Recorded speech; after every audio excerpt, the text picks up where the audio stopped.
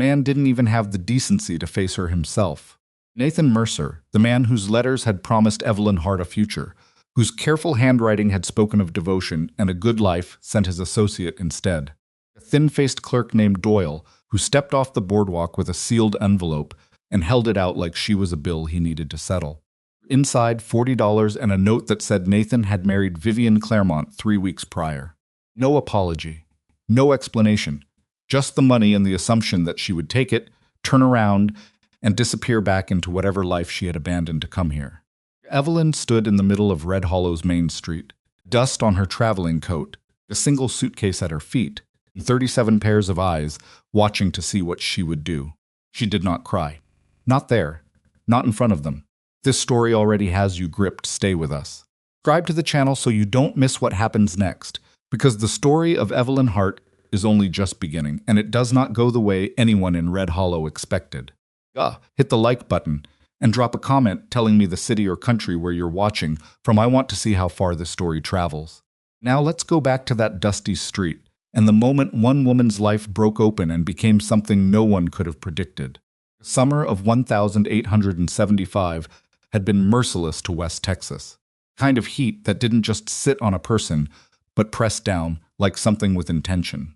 Red Hollow was a town of maybe 400 souls, a general store, a livery, 2 saloons, a boarding house, church with a cracked bell, gone to post office that doubled as the telegraph office on account of the postmaster being the only man in town who knew how to operate both. The streets were packed dirt that turned to rust-colored mud when it rained, which wasn't often. Buildings leaned into each other like tired old men, and most of them needed paint they were never going to get. Evelyn had stepped off the stagecoach 40 minutes earlier, her legs aching from 3 days of hard travel, her hair plastered to the back of her neck in the heat. She had told herself, through every rattling mile of that journey, that it would be worth it. Yet Nathan's letters were proof enough of the man. That a person who wrote the way he did carefully, with attention to what she had said in her previous letters, asking about her opinions, rather than just delivering his own, that kind of man was worth crossing half a country for. She'd been foolish. She understood that now, standing in the street with $40 in her hand, and Doyle already retreating back toward the hotel, his job apparently finished. Miss, a woman nearby heavyset, aproned, probably the wife of someone who ran something, touched her elbow. All right? Fine, Evelyn said. Her voice came out steady, which surprised her. She was not fine. She had $17 of her own money left after the journey. She had no family to wire for help. Her sister Margaret had stopped speaking to her 8 months ago over a disagreement so old and so stupid that Evelyn could barely reconstruct it now.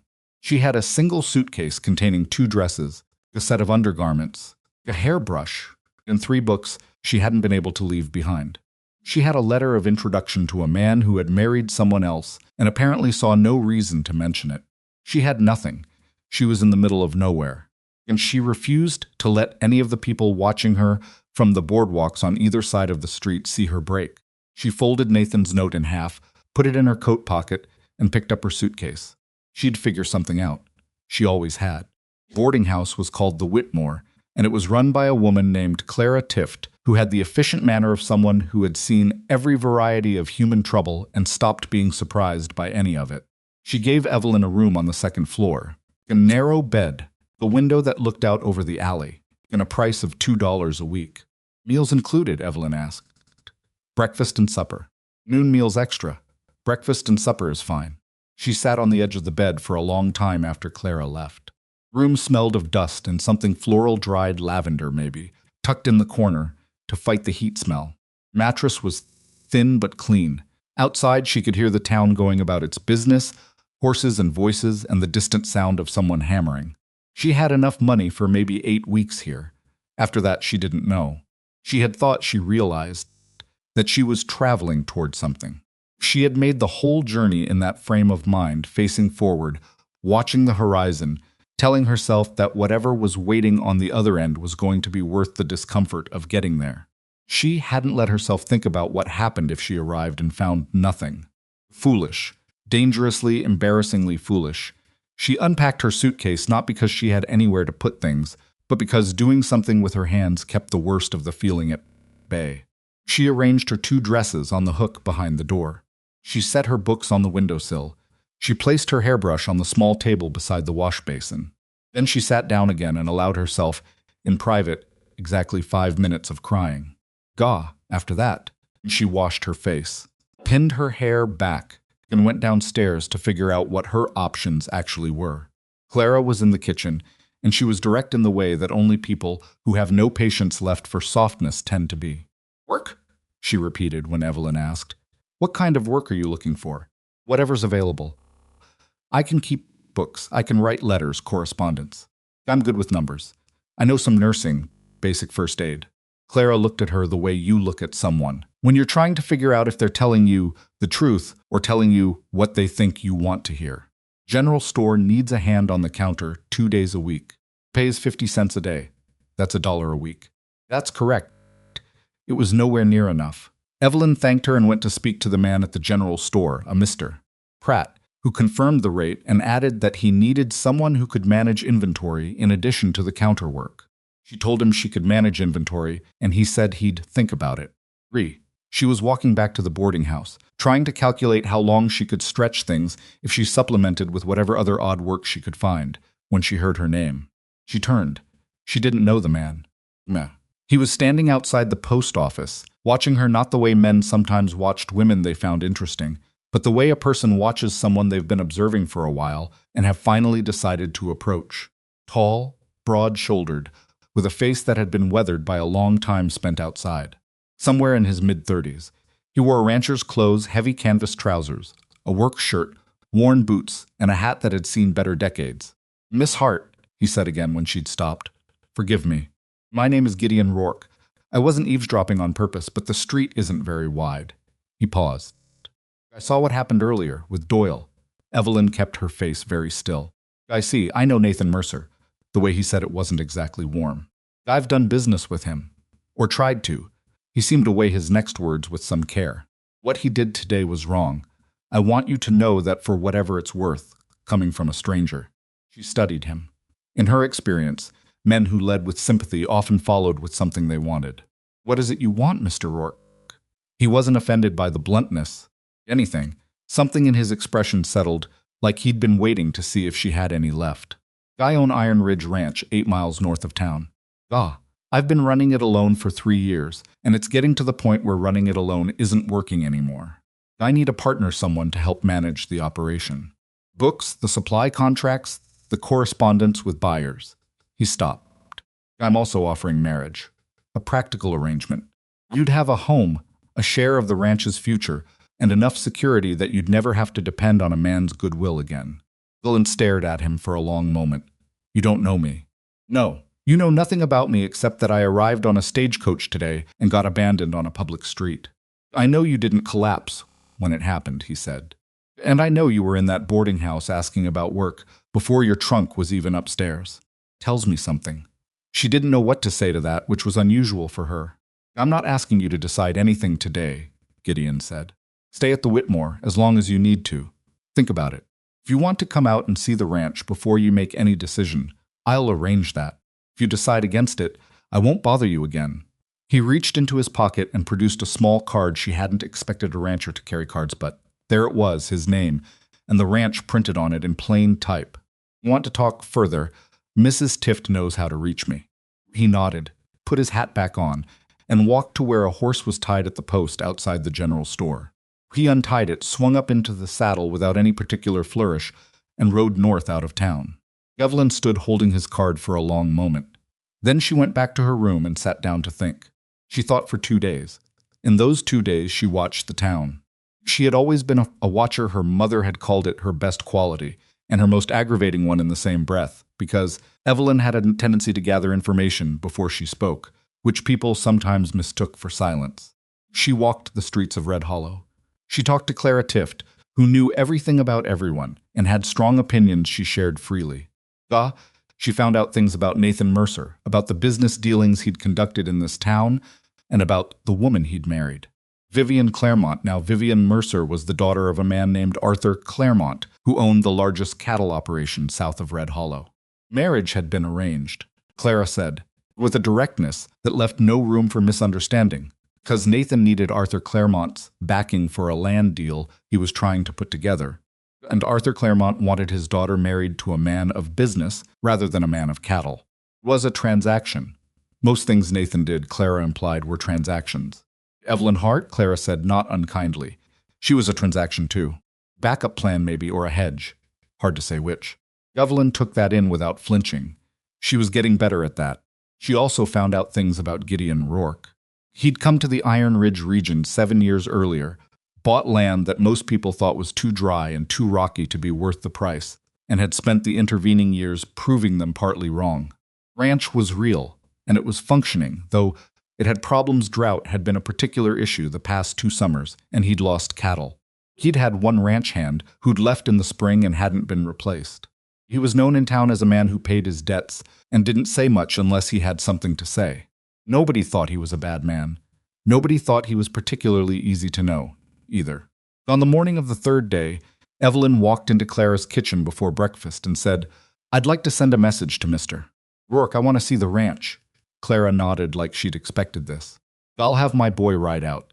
Gideon came to collect her the following morning in a wagon rather than on horseback, which she understood was a consideration on her behalf. Ride out took close to 2 hours on account of the road being what it was. Packed earth that softened in low places and turned to loose rock as the terrain climbed. She spent most of it watching the landscape shift from the flat, sun-bleached scrub around town to something more varied. Low hills, patches of cedar, occasional stand of pecan trees clustered around dry creek beds. Gideon drove and didn't try to fill the silence.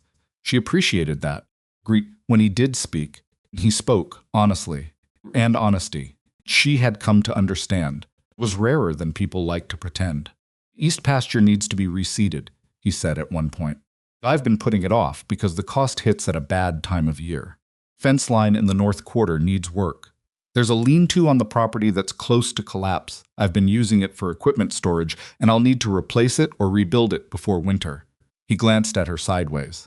"I'm telling you the problems first because I'd rather you know them now than discover them later and feel like I misrepresented things." "What's working?" she asked. "The main herd is in good shape. Got 43 head right now, and if the fall market holds, the sale should clear enough to cover winter costs with some left over. I've got water a creek that runs year-round through the south portion of the property. That's more than most of my neighbors can say. Year-round water is significant out here." "It is. It's actually one of the things that a property worth more than it looks." He paused. "There's a neighbor, Harlan Boone, who has been making offers on the land for 2 years. Wants the water access. I've refused him every time, but he's persistent. Kind of persistent. The kind that doesn't go away when you say no. He hasn't done anything I could go to the sheriff about. He's made it clear the offers will keep coming." She filed that away. Ranch house came into view around a bend in the road, a solid 2-story structure in stone and timber, bigger than she'd expected, with a covered porch running the full length of the front. Plain, but it had been built with some intention. Nothing ornamental, but nothing cheap either. "You built this yourself?" she asked. "Most of it. Had help with the stone work. It's well situated." She could see the logic in the placement, immediately sheltered on the north side by the hill, positioned to catch the prevailing breeze, with a clear view of the approach from town. Gideon tied the horses and came around to help her down from the wagon, not in an obsequious way, just in the straightforward way of someone who understood that a wagon bench was high enough to require a hand. She took it and climbed down. "I'll show you the operation," he said. "All of it, including the parts that need work. Ask whatever you want." She asked plenty. She spent 3 hours walking the property with him. Main house, which was sparse but functional inside heavy furniture. Kitchen with a good stove. A study with a desk that had a stack of ledgers on it. She asked to look at the ledgers, and he handed them over without hesitation, which told her something. She spent 20 minutes standing at that desk while he waited in the doorway, going through the numbers.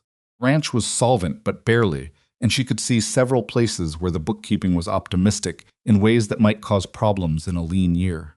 She didn't say anything about that yet. They walked the south pasture, where the creek ran between willows and cottonwoods. They looked at the cattle. She didn't know cattle. Knew she didn't know cattle. And said so. She watched the way Gideon moved among them with a kind of matter-of-fact familiarity that was different from affection and more durable. He knew these animals. He knew what he was doing. "Walk back to the house," she said. If I agreed to this arrangement, I would need certain conditions. Tell me, I would need to be an actual partner, not a housekeeper with a different title. That means real input on financial decisions, on supply contracts, on anything that affects the operation of this ranch. Agreed. I would need control of the household, how it runs, what we buy, how we manage costs. Also agreed. I've been managing a household on my own for 3 years and I'm bad at it. She almost smiled. If the marriage fails, if we find that we can't make this work between us, I would leave with enough to start somewhere on my own. I'm not asking for half the ranch. I'm asking for enough to be self-sufficient. I was quiet for a moment. How much is enough? I don't know yet. That's something we'd have to agree on in writing before the wedding. You want a contract. I want a contract. He looked at her without any of the surprise she'd half expected and said, "That seems fair," standing near the front porch by then. She looked out at the property, the hills to the north, the line of trees marking the creek, the pale sky pressing down on all of it, and she thought about $40 in an envelope and a man who hadn't even come to face her himself. She thought about the ledgers in that study, and what she'd seen in them, and the things she was already beginning to understand about what this place could become with better management. She thought about the word she'd grown up around, respectable, and what it had actually ever meant for a woman, in practice. "All right," she said. "All right, you'll consider it further?" "All right, I accept." She turned to look at him. "But we write the contract first." Gideon Rourke nodded, and something in his face that had been carefully neutral shifted not to anything she could name exactly. Relief, maybe, or the particular expression of a man who'd been solving a problem a long time and had just found the piece that might actually work. "I'll contact the attorney in town today," he said. "Good." She looked back at the land. "And I want to go over those ledgers again before we sign anything. There are some accounting decisions in there that concern me." "I was hoping you'd say that." She hadn't expected to laugh. She did, briefly, just a small sound of surprised amusement. And the tension that had been sitting behind her sternum since she stepped off that stagecoach eased, just slightly. It was not a perfect beginning. She knew that. She didn't trust him yet, not fully, not the way you trust someone you've known long enough to have seen tested. She was making a calculated decision under difficult circumstances, the same way people made most of the important decisions of their lives. Romance in it was minimal. The risk was substantial. But the ledgers were real. The creek was real. The land was real. Gideon Rourke had handed her the books without thinking about it twice. That, she thought, was worth more than flowers and promises. That was something she could actually work with. The wedding took place 9 days later, at the county courthouse in the next town over. There was no ceremony worth speaking of. A judge, 2 witnesses pulled from the courthouse hallway, a document signed in triplicate. Evelyn wore her better dress. Gideon wore a clean shirt. It took 11 minutes. Afterward, driving back to Iron Ridge in the wagon, with the setting sun pressing orange light across everything, neither of them spoke for a long while. "Are you all right?" Gideon asked eventually. "Yes." She considered. "Yes." A pause. "It's a strange thing to do with a near stranger." "It is," she agreed. "Though most of the marriages I observed growing up were between people who barely knew each other by the time they were done." He made a sound that might have been a short laugh. "Bleak. It's honest." He looked at her sideways. She looked straight ahead at the road. Somehow that was the beginning of something not love. Not yet. Not anything as easily named as that. Something more like 2 people deciding to be honest with each other and agreeing that this was a reasonable foundation for whatever was going to follow. They arrived at Iron Ridge after dark. The house was quiet and a little strange in the way all unfamiliar places are at night, full of sounds she didn't know yet. Gideon showed her the room that would be hers, separated from his, as the contract specified, until and unless they both decided otherwise. It was larger than the room at the Whitmore. It had a window that looked east, which meant morning light. The bed was real solid, heavy, actual mattress.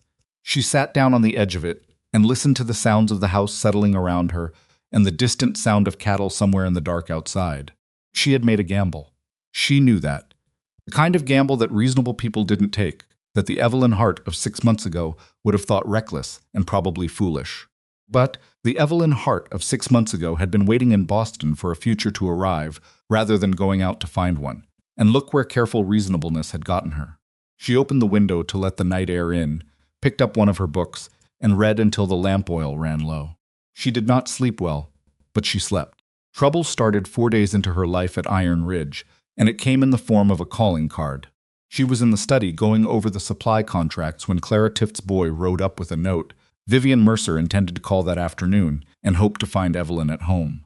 Phrasing was immaculate, polished to a shine that only barely concealed the blade underneath. Evelyn sat with the note for a moment, then set it down and went back to the supply contracts. Vivian arrived at 2 o'clock in a hired buggy, with a driver and a woman who appeared to serve as a kind of social auxiliary, someone to confirm that Vivian's opinions were correct and her conclusions well-founded. She was younger than Evelyn by a year or two, with the particular kind of beauty that people had spent a lot of time and money making the most of. Dress cost more than most of what was in Evelyn's suitcase combined. "What an interesting place," Vivian said, standing in the doorway of the front room and looking around in the careful way that manages to be an insult while maintaining plausible deniability. "Very rustic." "It's a working ranch," Evelyn said. "Sit down if you'd like. I'll have coffee brought." "Oh, I can't stay long." Vivian settled into a chair with the grace of someone who had been taught exactly how to occupy furniture and smoothed her skirts. "I only wanted to call and make sure you were settled.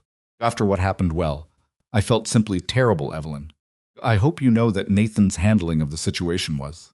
"Why are you here, Mrs. Mercer?" The social auxiliary flinched slightly. Vivian did not flinch, but something shifted in her expression, something tightened. She was not accustomed to being interrupted. "I wanted to offer you something," she said, with a smile that didn't quite reach all the way. "My household is quite large, as you might imagine. We're always looking for capable women to assist with correspondence and management. Position would pay well, and you'd have room and board. Offering me a job as your housekeeper, as a household manager. It's quite different." "No," Evelyn said, "it really isn't." She kept her voice pleasant. The way you keep your voice pleasant when you've decided that showing anger would be giving the other person exactly what they came for. "I have a position, Mrs. Mercer. I manage this ranch's books and correspondence, and I'm a full partner in its operation. Thank you for thinking of me." Vivian's smile went thin. She looked around the room again, slowly, taking in the plain furniture and the open ledger on the desk and the general absence of anything that could be called luxury. "Of course," she said. "How very admirable. To make the best of things." "Guh," she paused. "Gee," and there was something almost gentle in the way she delivered it, which made it worse. "I just wouldn't want you to think that you have to stay somewhere out of pride. There's no shame in a more practical arrangement." Evelyn looked at her steadily. "This is the practical arrangement," she said. "I chose it with clear eyes. I'm sorry if that's confusing." Vivian left shortly after, her social auxiliary trailing behind her. Evelyn went back to the supply contracts. Her hands weren't shaking. She noticed that specifically. Months ago, a conversation like that would have left her shaken for hours, replaying every word, trying to identify where she'd gone wrong. Now she sat at Gideon Rourke's desk in Gideon Rourke's ranch that was technically also her ranch and looked at the cost per head for next quarter's feed and felt something she hadn't expected. Settled, not happy, not exactly, not yet, but settled. A person who had found the floor under her feet and was standing on it. She was still sitting there when Gideon came in from the south pasture an hour later, hat in hand, bringing dust and the smell of cattle with him. Stopped in the doorway when he saw her face. "What happened?" he said. "Nothing significant." She told him about Vivian's visit in about 40 words without elaboration. Listened. Then he said, "She came all the way out here to offer you a housekeeping job? Household management position." The look on his face was brief but unambiguous. "I'm sorry you had to sit through that. I've sat through worse." She picked up her pen. "Guy, do you know what we're paying for the hay coming in next month? Because I think we're being overcharged by somewhere in the neighborhood of 15%, and I'd like to talk to the supplier before the delivery." Gideon sat down across from her, pulled the ledger toward himself, and they spent the next hour going through the supply contracts together. It was not the life she had imagined when she packed that suitcase in Boston. It was harder in almost every way, and stranger, and she had no idea yet whether it would work. Nobody was offering her charity. Nobody was asking her to shrink herself into a space she didn't fit. She was at a desk. She was doing work that mattered. The man across from her was listening to what she said. For now, for this particular now, in this particular place, that was enough. The hay supplier's name was Corbett, and he arrived at Iron Ridge 3 days after Evelyn raised the issue with Gideon. driving a wagon loaded with bales and wearing the particular expression of a man who expected to be paid without being questioned. Evelyn was on the porch when he pulled up. She had a copy of the previous year's invoices in her hand and a second sheet of paper with the current market rates she'd gotten from the general store in town, where Mr. Pratt had been more forthcoming than she'd expected. Once she explained, she was trying to understand regional pricing. Corbett climbed down from the wagon, looked at her, and then looked past her toward the house. Rourke around? Mr. Rourke is in the south pasture. I handle the supply accounts. She held out her hand. Evelyn Rourke. He shook it, but not enthusiastically. Somewhere in his 50s, with a farmer's permanent squint and hands that were rough as tree bark. He also had the manner of a man who had been doing business on his own terms for long enough that he'd stopped wondering if anyone would push back. Got the delivery here, he said. Same as always. Same price as always, too, I imagine, Evelyn said. She looked down at her paper, which is $12 per ton. Current market rate in this county, according to Mr. Pratt at the general store, and the price sheets from the feed exchange in Millard, is $9.70 per ton. She looked up. I understand there's a delivery cost, and I've accounted for that. With a reasonable delivery fee added, we should be looking at something closer to $10.50 per ton. 12. Corbett stared at her. The stare lasted long enough to be deliberate. That price has always been fine with Rourke. I know, she said pleasantly. I've been looking at the ledgers. Mr. Rourke is a very good rancher and not a particularly close reader of invoices. I am. She let that sit for a moment. I'm not accusing you of anything improper, Mr. Corbett. Prices drift. Maybe $12 made sense 2 years ago. But it doesn't reflect the market right now, and I'd like us to get to a number that works for both sides. I'd rather keep doing business with you than find another supplier. The silence stretched out long enough that she heard a hawk somewhere overhead and the distant low of a cow from the south pasture. 1075, Corbett said finally, 1060. Another pause. He took his hat off, looked at it, put it back on. Fine, he said. 1060. She wrote the number down. Thank you, Mr. Corbett. I'll have the payment ready before you leave. He unloaded the hay with the help of his boy, who was about 14, and watched Evelyn with open curiosity the entire time. When they pulled out, Corbett didn't look at her. His boy looked back twice. She went inside and updated the ledger. When Gideon came in that evening, she told him. He stood in the kitchen doorway, still dusty from the pasture, listening, and when she finished, he was quiet for a moment. He agreed, he said. After some discussion, Gideon looked at the updated entry in the ledger. Number she'd arrived at. The savings per delivery, the projected difference over a year. He looked at it for a while. Then he said, I've been paying that man $12 a ton for 4 years. I know. He did the rough arithmetic in his head. She could see it happening. It adds up, she said. Shh, yes. He set the ledger down. He didn't say anything grateful or particularly warm about it. He wasn't a man who reached for that kind of language easily. She was coming to understand, but he looked at her with a steadiness that meant something. Guy, the way you look at someone when you've just understood something about them that you hadn't fully grasped before. What else did you find? He asked. Sit down, she said. I made coffee. They sat at the kitchen table for 2 hours going through the accounts. Not just the hay. The fence supply contracts, the blacksmith's rates, the price they were getting for cattle, versus what comparable operations in the region were reporting. By the time the lamp was burning low and the coffee was long gone cold, Gideon had the specific expression of a man who has been doing his best and has just discovered that his best was missing several things. It wasn't a comfortable expression to wear, and she didn't try to soften it. None of this is catastrophic, she said. The ranch is sound. You've been running it well in the ways you know how to run it. But there's been money leaving through cracks that don't need to be there. How much difference does it make? Annually. She had the estimate already. She slid the paper to him. He looked at the number and said something quiet under his breath that wasn't quite a word. The conservative figure, she said. The optimistic one is better. Figured all of this out in 4 days. I had a lot of time to read in Boston, she said. And I worked for 2 years in my uncle's trading firm before he died. Wasn't much of a reader of invoices either. Gideon looked at her. Something in his face that was different from how he'd been looking at her before, not warmer exactly, not in the simple sense of the word, but more present. Like he'd been at a careful distance for practical reasons, and some of that distance had just shifted without him deciding to shift it. I need to ask you something, he said. Go ahead. Why'd you come out here? To Red Hollow? A woman who can read invoices the way you just described and work a firm's accounts. Why were you on that stagecoach? She had been waiting for this question. She'd known it would come eventually. 'Cause I was 22, and I thought the choice between staying where I was and going somewhere new was a simple one, she said. 'Cause Nathan Mercer's letters were very good. She paused. Told me what I wanted to hear. I wanted to hear it badly enough that I didn't ask enough questions. What kind of questions would you have asked? Whether he'd actually made the arrangements he described. Whether there was anyone in Red Hollow who could confirm what he'd told me about his business. Whether there was a reason he needed a wife from 500 miles away rather than from the town where he lived. She looked at the tabletop. Simple questions. Embarrassingly simple looking back.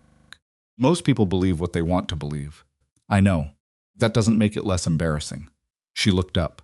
Is that what you wanted to know? Or is there something else you're asking? He thought about it. I suppose I was asking whether you have somewhere to go back to. No. No family? A sister. We don't speak. She said it flat. The way you say things you've made a kind of peace with, even though the peace is uncomfortable. Our mother died 3 years ago, and we handled it badly. Both said things. She stopped. There's no one expecting me anywhere. I'm sorry, he said. So am I, but it's the situation. I'd rather know it clearly than pretend otherwise. She picked up the ledger and closed it. I'd also rather not be the subject of sympathy, if it's all the same to you. I'm not here because I had no options. I'm here because this was the best option in front of me, and I intend to make it a good one. Fair enough, he said. She took the cups to the wash basin, stayed at the table. After a moment, he said, the sister. What happened, if you don't mind me asking? She didn't turn around. Our mother left most of what she had to the church, which neither of us expected. What was left? She divided between us. But the terms of the division were unequal, in Margaret's view. She thought I'd influenced our mother's decision. I hadn't. But I understood why she thought so. I didn't explain myself well. And we were both grieving. And it deteriorated. A pause. I've thought about writing to her. I haven't. Why not? Because I don't know what to say yet. She dried her hands on the cloth by the basin. That's probably cowardice. I don't have a better explanation. Gideon didn't offer an opinion on that, which she appreciated. Most people felt compelled to have opinions about other people's estrangements. She said goodnight and went upstairs. She lay awake for a while, looking at the ceiling, listening to the ranch settle. The sounds were becoming familiar now, the creak of the porch boards in the wind. Particular tone the cattle made at night, different from their daytime sounds, quieter and more uncertain. Somewhere in the near distance, a coyote called and went unanswered. She thought about Margaret, which she usually tried not to do too thoroughly. Margaret had their mother's coloring and their father's temper, and a particular ability to store grievances with a precision that made every wound fresh when she retrieved it. She wasn't a cruel person. She was a hurt person who expressed it in ways that sometimes landed as cruelty. Evelyn had the same tendency. They'd both gotten it from somewhere, and there was a certain bitter comedy in two people with identical inherited flaws being unable to forgive each other for exhibiting them. She would write the letter eventually. Not yet, but eventually. She slept. The days settled into a pattern, and the pattern was harder than she'd anticipated. She had not been soft, she knew that about herself, had known it since she was a girl, when she'd been the one who could sit with her mother through a difficult illness and change a dressing without going pale, while her sister had to leave the room. But there was a difference between the toughness you carry around in a city and the toughness required by a working ranch, and that difference made itself known to her in specific practical ways over the first several weeks. Her hands blistered and then calloused. Her back ached in new places. She learned to ride not elegantly, not the way someone who had ridden since childhood rides, but serviceably enough to get where she needed to go without requiring an escort. She had insisted on that. She wasn't going to be trapped at the house because she couldn't manage a horse. Gideon taught her, in his way patient in the specific sense that he didn't get frustrated when she made mistakes, but not inclined toward reassurance either. Corrected errors once clearly, and then expected her to fix them. She found she preferred that to being handled carefully. She also learned the ranch, the north quarter where the soil was rockier and the grass thinner, the south pasture where the creek ran and the cattle spent the hottest part of the day, east fields that needed reseeding, which she put into a budget plan for the following spring. Lean-to, which she agreed was a structural problem and drew up rough plans for replacing, priced out materials. and presented to Gideon with a comparison of rebuilding costs versus replacement. Looked at her plans for a while. Where'd you learn to draw up specifications? My uncle's firm did some construction work. I paid attention. She pointed at the load-bearing question she'd flagged. I don't know enough about timber work to be certain, but I think this wall here needs to be reconsidered. Studied it. You're right. He looked at her. You're often right. Not always, she said. I made an error in the feed projections last week. I used last year's herd numbers before you corrected them. Overstated our need by about 12%, I noticed. You'd already corrected it by the time I looked. Of course.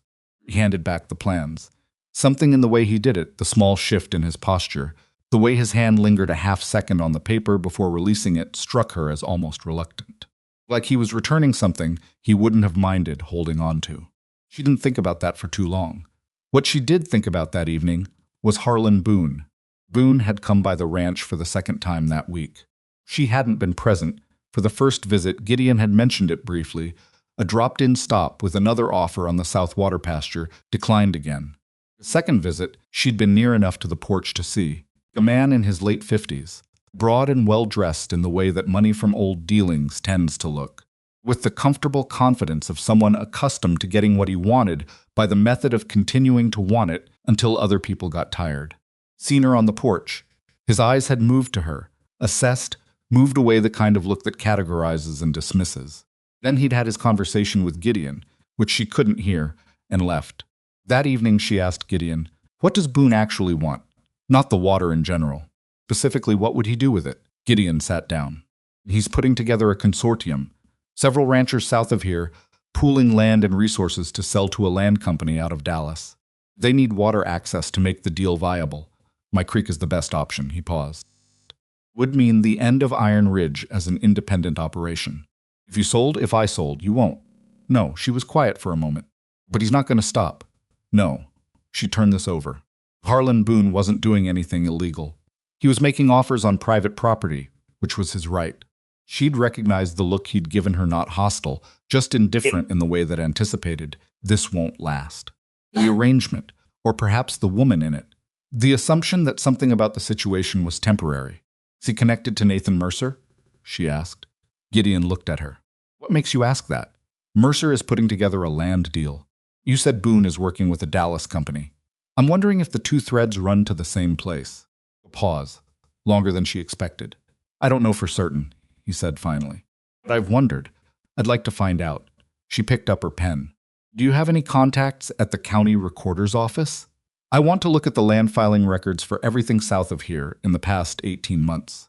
Gideon looked at her with an expression she was beginning to understand one he wore when she'd arrived at something he hadn't, or arrived at it faster, and wasn't quite sure how to account for it. I know the deputy recorder. We grew up in adjacent counties. Can you write to him? I can ride to town tomorrow and talk to him in person. Even better. He wrote a note on a piece of paper she assumed to remind himself, though she was coming to understand he rarely forgot things, and set it on the corner of the desk. Evelyn. The way he said her name had shifted somewhere in the past few weeks. Less like he was being careful about it, and more like it came naturally. For what it's worth, I want you to know that what you're doing here matters. Not just the books. The way you're thinking about this place. He stopped, seemed to consider whether he'd said enough or too much. Not and settled on. It matters. She looked at him for a moment. I know, she said. Why I'm doing it. She meant it to be simple, not dismissive, but something crossed his face at the edge of it that she filed away without examining yet.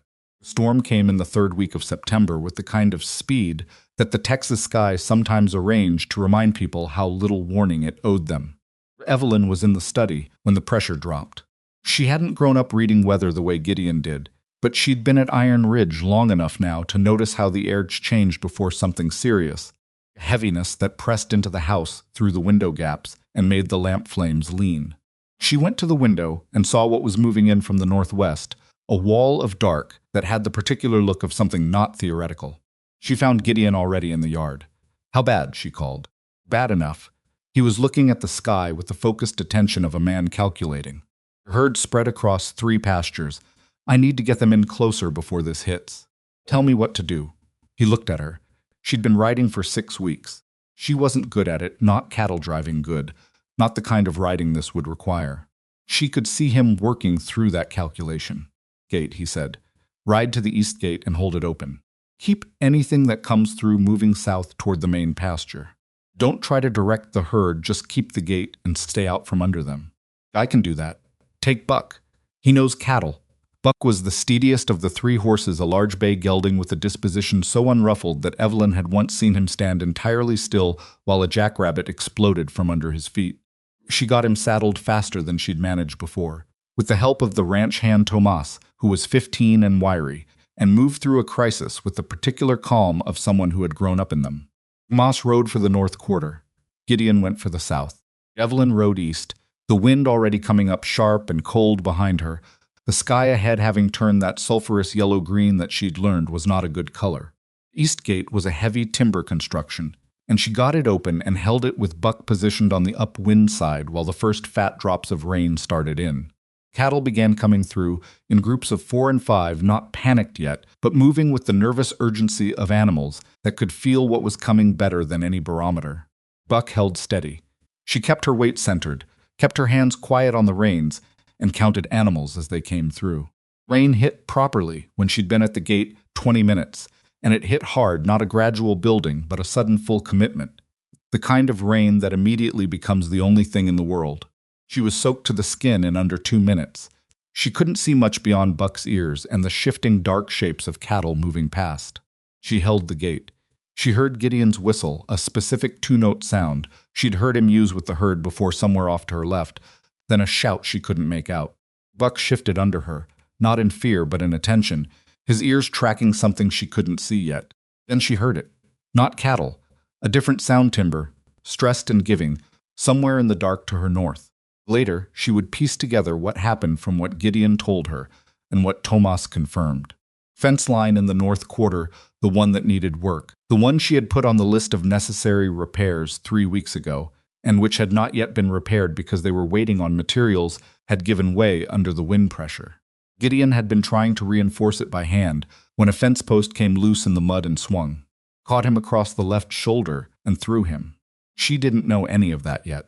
What she knew was that the cattle had stopped coming, and the storm was still fully operational, and after another 20 minutes at the gate, she made the decision to close it and ride toward the last place she'd heard Gideon's whistle. She found him on foot, leading his horse, moving toward the house with the specific careful gait of someone managing pain.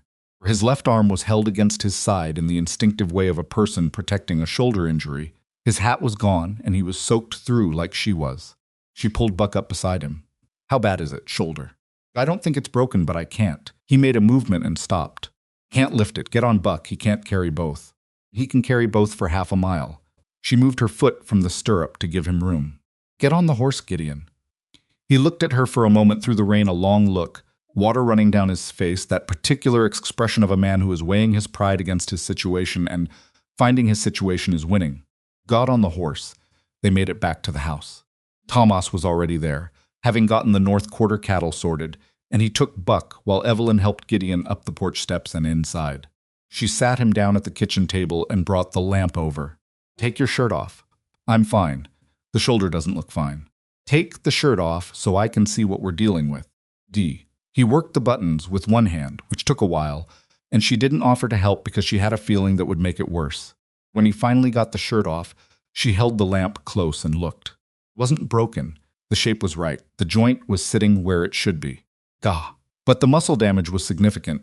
She could see the swelling already building, and when she pressed carefully around the joint, he made a sound he clearly hadn't intended to make. "Separated, maybe," she said, "or badly bruised. Either way, you need cold on it and you need to keep it still. The herd is in the south pasture. Tomas got the north ones in. Gate is closed." She went to the cold box and found a cloth she could pack with what ice remained. "The herd is fine. You are the thing that needs attention right now." She came back and applied the cold pack. He sat still for it, which told her the pain was bad enough that stillness was more attractive than movement.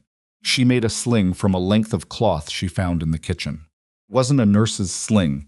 She'd said she knew some first aid, which was true but imprecise, but it was functional, and she got it around him in a way that would keep the arm from dragging while still letting him move. "Can you eat?" she asked.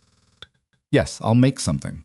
She made cornbread and heated what was left of the morning's soup, and they sat at the kitchen table while the storm finished having its opinion about things outside, and Gideon ate with his right hand and didn't say much. After a while, he said, "The fence posts I needed for the north quarter, I should have pushed harder to get them sooner. Delivery was backlogged." It wasn't a failure of judgment. Maybe it wasn't. She looked at him directly. "Don't go borrowing that. Fence gave in a storm that would have tested better fence than we had. Quiet, you handled the gate." "Yes, by yourself." Tomas couldn't be in two places, neither could you. She picked up her cornbread. "I did what needed doing." He looked at her with that expression again, the one she hadn't found a name for yet, and said, "I know you did." A pause. "Thank you. You don't have to thank me for doing my share of the work." "I'm thanking you anyway." She let that stand. The storm cleared by midnight. She checked on the herd by lantern light before she slept, walked the fence line of the south pasture, counted what she could see, confirmed the gate was secure. Cattle stood in the dark, wet and mildly resentful, as cattle tend to be after being inconvenienced. She walked back to the house, through the clean-washed air and the smell of wet cedar. Inside, she paused at the bottom of the stairs. Down the hall, she could see the thin line of lamplight under Gideon's door. He hadn't slept yet, either. She heard him moving, something falling, and a muffled sound that might have been frustration. She went to the door and knocked. "Do you need something?" she asked. Pause. "I'm trying to get my boot off." She opened the door. He was sitting on the edge of his bed, boot halfway off, left arm useless in the sling, looking at the situation with the expression of a man encountering a problem he considers beneath his dignity to ask for help with, but cannot solve independently. Crossed the room, took hold of the boot, and pulled. "The other one?" she said when it came off. "No, I can, yes." "Fine." She pulled the second boot off. She set both boots by the door. They were about 3 feet apart. His hair was still damp from the rain. He looked like he was in pain and was managing it with the particular stoic stubbornness of someone who had been in pain alone for long enough that he'd developed a whole private system for it. She had a sudden clear awareness of being in a room with him in a way that was different from how she usually was. Not uncomfortable, just present, more present than the past several weeks had required. "Sleep," she said. "I know. Does it hurt enough that you won't be able to?" He considered this honestly. "Maybe." She went back down to the kitchen and made a small amount of the willow bark tea she'd found in the pantry when she'd inventoried it her first week. It wasn't much, but it was something. She brought it back upstairs. He took the cup from her without argument, which told her more about the level of pain than anything he might have said. She said goodnight and went to her room, sat on her bed, and listened to the quiet of the house. Now that the storm had passed, and thought about something her mother had told her once, years ago, at a time when Evelyn had been impatient and young and hadn't known what to do with advice she couldn't immediately apply. "You will know a person by what they do when things go wrong," her mother had said. "Anyone can be pleasant when nothing is required of them." She had thought at the time that this was the kind of thing people said because it sounded wise without committing to anything specific. She thought about it now, differently. She thought about a man who had told her the problems of his ranch before he told her anything good about it, who had handed over the ledgers without hesitation, who had, when she gave the order to get on the horse in a rainstorm, weighed his pride for 3 seconds and then done it. She wasn't calling it anything yet. She wasn't foolish enough to call it anything. Yet she'd been at this ranch less than 2 months, and she'd made catastrophic decisions about men before. Decisions she was still, in a sense, paying for. She noticed it. She held it carefully, the way you hold something you're not sure about yet, neither gripping too hard nor setting it down. She lay back on the bed and watched the ceiling. Outside, a single coyote called. "Time," another answered. She closed her eyes, and for the first time since she had stepped off that stagecoach in Red Hollow, she did not lie awake calculating what she would do if everything went wrong. She slept without a plan. It was, she would think later, the first real rest she'd had in longer than she could properly remember. Gideon's shoulder healed slowly, the way injuries do when the person carrying them refuses to stop working. He gave it 4 days. 4 days of Evelyn managing the morning checks with Tomas, of writing the correspondence herself, of making decisions about the East Pasture reseeding timeline without bringing them to him first, not because she was excluding him, because he needed the rest, and she was capable of it, and they both understood that without having to say it. On the 5th day came downstairs with the sling still on, but a look that said the sling was now a formality rather than a necessity, and she didn't argue. She just moved the coffee cup to his right side before he had to reach for it. Noticed. He didn't say anything. She didn't require him to. What she had said to herself on the night of the storm about not calling it anything, yet she held to with some discipline. Ranch was 11 weeks old for her. The marriage was 11 weeks old. That was not enough time to trust her own instincts about a person, especially given the evidence that her instincts had recently been catastrophically wrong. She was aware that she had arrived at Iron Ridge at a low point, and that people at low points were susceptible to being grateful in ways that felt like something larger. She was aware of all of this. She told herself she was aware of it. And then she kept noticing things anyway, the way you keep noticing things when you are trying not to.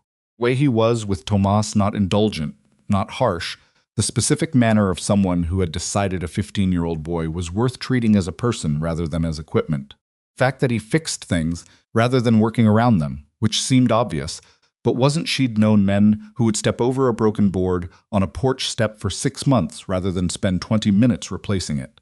The fact that he disagreed with her, sometimes, openly and without apology, because she had come to understand that she couldn't trust agreement from someone who was performing it. She noticed all of this carefully and then went back to the ledgers. The information Gideon had gotten from the deputy recorder at the county office arrived in pieces over the following 2 weeks, partly from the man's memory, partly from the documents he'd agreed to let Gideon review during 2 visits to the office in Millard. What Evelyn had suspected was correct, and the picture that emerged from the land filing records was worse than she'd anticipated. She spread the papers across the study desk on a Tuesday evening, with Gideon sitting across from her, and the lamp pulled close, and walked him through it. Carlin Boone had been filing claims and purchase agreements on parcels south and southwest of Iron Ridge for 14 months. Purchases had been made under 3 different company names she'd spotted the connection, only because 2 of them shared a registered agent in Dallas, a detail buried in the filing footnotes that most people wouldn't bother to read. Company names were different enough that they didn't obviously belong to the same operation. Purchases were spaced out enough that no single transaction looked like a pattern. When you laid them all on a map, the pattern was visible immediately. Boone was assembling a contiguous land corridor from the southern range all the way to the edge of Iron Ridge's Southwater pasture. Every parcel he'd acquired pointed toward one thing. Trying to surround the water access, Evelyn said. Not own it, he can't. You won't sell. But if he owns everything adjacent, he controls the approach to it. He can make it practically unusable for you by limiting your movement of cattle to and from that pasture. Gideon looked at the map she'd drawn. He'd need the Hester parcel for that, he pointed. Goldman Hester owns 40 acres right here, between Boone's southernmost purchase and my fence line. I know. She looked at him. I think Boone is going to approach Hester. Soon if he hasn't already. Once he has that parcel, the corridor is complete. Hester's been on that land for 30 years. He won't sell. He's 73, and he has no children. What happens to the land when he can't work it? Gideon was quiet. If Boone gets to him first with the right offer, at the right moment, she didn't finish the sentence. What do you want to do? He said. I want to approach Hester ourselves. Not to buy, we can't afford to buy, and that's not what I'm proposing. I want to propose an arrangement where he continues to work his land. We provide some support in exchange for first right of purchase when and if he decides to sell, and we put that agreement in writing. Right of first refusal. Yes. It protects him from being pressured by Boone. It costs us something in the short term, and it closes the corridor. She paused. Hester would consider it. He's stubborn. He's a person. Stubborn people respond to being treated like their opinion matters. She looked at the map. Will you talk to him, or would it be better coming from me? Gideon thought about this seriously, the way he thought about things that required knowing something about human nature rather than cattle or timber. Together, probably. He knows me, but he might be more willing to talk details with someone who knows contracts. Then we go together. They rode out to Hester's place 2 days later. Abel Hester was a short man who had once been broader, visibly reduced by age, and the particular thinness that comes from someone who has been feeding themselves adequately but without much interest. His house was small and neat in the way of someone with standards who was doing his best to maintain them with diminishing resources. Dog was old, and so was his mule, and so, in a different way, was the tiredness in his eyes when he opened the door to find 2 people on his porch. "Rourke?" he said. He looked at Evelyn, Mrs. Rourke. "Mr. Hester," she said. "Thank you for seeing us." He brought them in and made coffee, with the careful economy of a man who tracked his supplies, and Evelyn spent the first 20 minutes asking him about his land, not the transaction questions, the real ones. How long he'd been working the East Field, what the soil was like below the ridge, whether the creek that ran through the southern corner was seasonal or year-round. He answered her with more detail than she'd expected, because he was someone who had been thinking about his land for 30 years, and had not recently had anyone ask him to explain it. When she brought up the agreement, she did it plainly. No softening, no evasion. She laid out what she'd seen in the county records, what she believed Boone was attempting to do, and what she was proposing. Quiet for a long time. You think Boone would come to me? Think he probably already has or will soon. He did come, Hester said. 2 weeks back. I told him no, he'll come back with a bigger number. Hester looked at his coffee. I know, he was quiet another moment. My father broke this land. I was 6 years old when we came here. I know, she said. That's why I'm not here offering to buy it. Offering to help you keep it in a way that gives you options later, without being forced. Looked at her with the direct look of an old man who had earned the right to look at people directly. Practical. Yes, Rourke wasn't always. He said it without malice, just as a fact. You're good for the operation. Gideon accepted this without comment, which was itself something. Left with a signed agreement, a lawyer in Millard would file it formally and rode back to Iron Ridge with the sun hitting the west side of the hills in long orange slabs. Well done, Gideon said, after they'd been riding a while. He was ready to be asked. That's most of it. No, he said. You knew how to ask. She didn't push back on that. Was right, and she'd learned from her mother that deflecting accurate praise was a different kind of dishonesty. They rode the rest of the way in the comfortable quiet that had become the default mode between them, not the quiet of two people who had run out of things to say, but the quiet of two people who had enough of a common language by now that they didn't need to fill every space with words. The letter from Nathan Mercer arrived on a Thursday, which seemed appropriate. Thursday being a day that had never done anything to distinguish itself. Was addressed to Gideon, but the subject of the letter was Evelyn, and it was dressed in the language of professional concern and community decency, a warning. Gone Nathan had heard. He wrote, that Gideon had taken in the woman who'd arrived expecting to marry him, which was a Christian act, and he respected it. He felt it was his duty to mention that Evelyn Hart had not been entirely forthcoming in her correspondence with him, and that certain expectations she had raised regarding her financial circumstances had proven to be misrepresentations, and that Gideon might want to be aware of this before he. Gideon stopped reading the letter in front of her, folded it, and put it in his pocket. Face had gone to a particular stillness she associated with him being angry. What does it say? She asked. He put it on the desk in front of her. She read it. She read it twice. Then she set it down and looked at the middle distance for a moment, because the particular coldness of it, the care with which it had been constructed to appear concerned while being, at its core, a preemptive act of protection, assurance against whatever she might ever say about him, required a moment to fully absorb. He's worried, she said finally, about what I might say about how he handled things. I know. So he's establishing in advance, in writing, through you that I'm a liar. She said it flat. In case I ever tell anyone what happened. That's what this is. She picked up the letter again and read the specific language he'd used. Misrepresentations regarding her financial circumstances. Careful.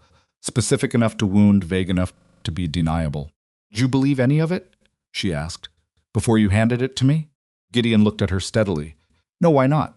He took a moment.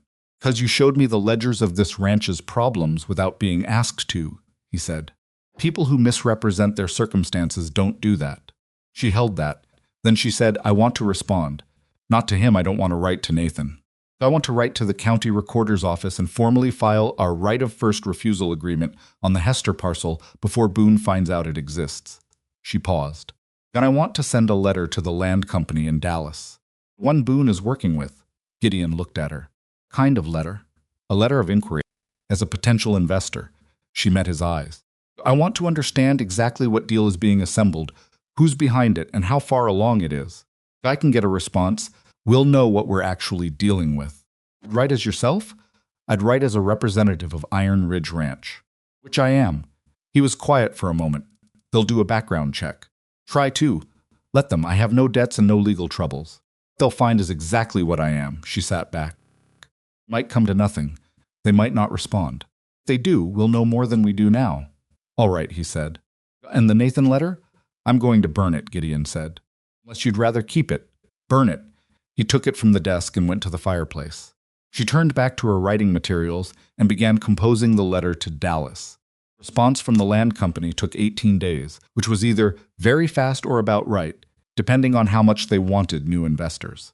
It was signed by someone named T.R. Calloway, Vice President of Development, and it was warm in the practiced way of someone who had written many such letters and had learned exactly how much warmth to calibrate into them.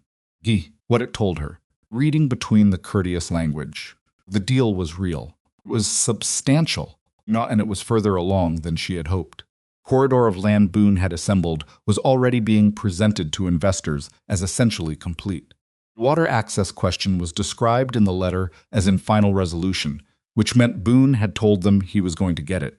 She read that phrase 3 times, in final resolution.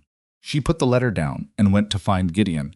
He was at the fence line in the north quarter, supervising Tomas on the post replacement that had finally been completed. She rode out rather than waiting, which he noticed she didn't usually come to the pastures unless it was necessary. Read this, she said, handing him the letter from horseback. He read it, standing one hand on the fence post. She watched his face. When he finished, he looked up. He told them he has the water. Yes, he doesn't have the water. He told them he does. That he will. She looked at the fence line, the new posts pale and raw against the older ones. Which means he's under pressure to deliver on that. Either he finds another way to get it, or he goes back to them and tells them the deal isn't what he represented.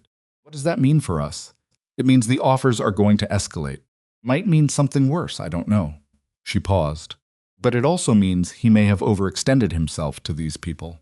And if we can document what he's actually filed versus what he's told them he's filing, we want to go to the land company. I want them to have accurate information about the status of the land adjacent to Iron Ridge. She kept her voice even. Not as an accusation, just as a clarification. From a potential fellow investor who happens to have reviewed the county records. He looked at her for a long moment. That would end the deal, he said. Deal depends on something that doesn't exist, it should end. She met his eyes. I know what I'm saying. I know Boone won't take this quietly. I'd rather face that now than wait until he's backed into a corner with no options. Friends in this county. I know he does. Nathan Mercer, apparently, is connected to this, which is why I want to act before they realize how much we know. Wind moved through the cedar on the low hill to the north. Tomas had gone quiet, attending to his work with elaborate concentration. He was 15 and clearly listening to every word. Gideon handed the letter back to her. Write the letter to Calloway, he said. Show me before you send it, of course.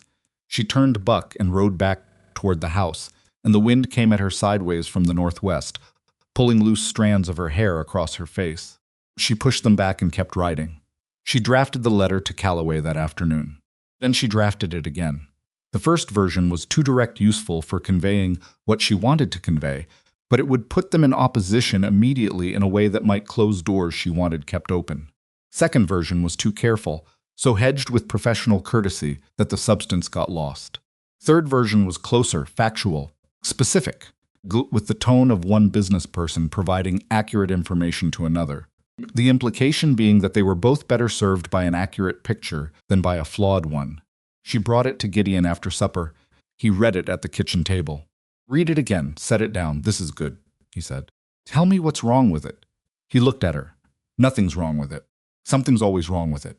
What's wrong? He thought about it seriously. Third paragraph. You're too specific about how you obtained the county records. It might make Calloway wonder how much you've already shared with other people. Does it feel like a threat when you want it to feel like information? She took the letter back and read the third paragraph. Was right. She revised it on the spot, crossing out a sentence, adding 2 new ones. Better? She asked, sliding it back. He read the revised version. Yes. She copied it clean and sealed it. I'll mail it tomorrow, she said. I'll ride with you to town. You don't need to. I know I don't need to. She looked at him. There was something in the way he said it, the specific absence of an explanation, as if it didn't require one that she hadn't decided what to do with. All right, she said. They rode to town the next morning in the wagon, and she posted the letter at the Millard post office while he loaded supplies at the hardware store down the street. On the way back, she held the supply list in her lap, and they talked about the east pasture reseeding, which was scheduled to begin in 10 days if the weather held. It was entirely ordinary, the most ordinary conversation she'd had in months. She found, with some surprise, that she didn't mind that at all. What happened next came not from Dallas or from Harlan Boone, but from a direction she hadn't accounted for. Vivian Mercer came to Iron Ridge a second time. This time she came without the social auxiliary and without the polished calling card warning. She arrived on a weekday afternoon when Gideon was in the south pasture and Tomas was at the lean-to replacement site, which might or might not have been a coincidence.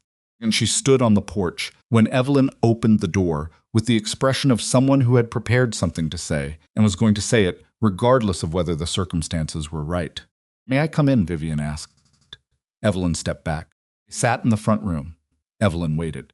Vivian had lost some of the lacquered composure she'd had on her first visit, not completely, not in any visible way, but in the careful way a person looks when they've been maintaining something at some cost. "Nathan is in trouble," Vivian said, financially. Evelyn didn't say anything. "The deal he's involved with the land arrangement with Mr. Boone and the Dallas company, it's not what he represented to me when we married." Vivian stopped. The stop was real, not performed. "He told me it was concluded. Established investment. I understood we had money committed. You don't. We have the obligation to deliver things he apparently hasn't yet secured." She looked at her hands. "I'm not stupid, Mrs. Rourke. I want you to know that. I was told things that were not true, and I believed them because I had reasons to want to believe them." She looked up. "I imagine that's familiar to you." The bluntness of it coming from Vivian, of all people, was unexpected enough that Evelyn took a moment. "What do you want?" she said. "I want to know if there's anything that can be undone. Deal whether it can be stopped or renegotiated before Nathan is committed to delivering something he can't." Her voice was steady, but it was the steadiness of someone holding themselves steady by decision rather than by ease. "I don't know who else to ask. You're the only person in this situation who I know has been looking at the details." Evelyn sat for a long moment. This was the woman who had walked into a boarding house and offered her a housekeeping job. Groot, who had stood in this house with her social auxiliary and said the word admirable with enough precision to draw blood. This was Nathan Mercer's wife, who had married a man for his prospects and had now discovered what his prospects actually were. She was also, Evelyn could see this now, clearly and without satisfaction, a woman in trouble, who had come to someone she had no reason to think would help her. Gand asked anyway. "Tell me exactly what Nathan told you about his role in the Dallas arrangement," Evelyn said. Vivian told her. It took 20 minutes and covered ground that clarified several things Evelyn had only partially understood from the county records and Calloway's letter. When Vivian finished, Evelyn had a more complete picture than she'd had at the start of the afternoon. "I've already written to the land company," Evelyn said, "with accurate information about the state of the land adjacent to our ranch. I expect they'll discover that what Boone and your husband have represented to them doesn't match the actual filing records." Vivian absorbed this. What happens to Nathan when they find out? That depends on what he's committed to in writing and whether he's drawn investors' money against claims he can't deliver. She paused. "I don't know the specifics of that. You might."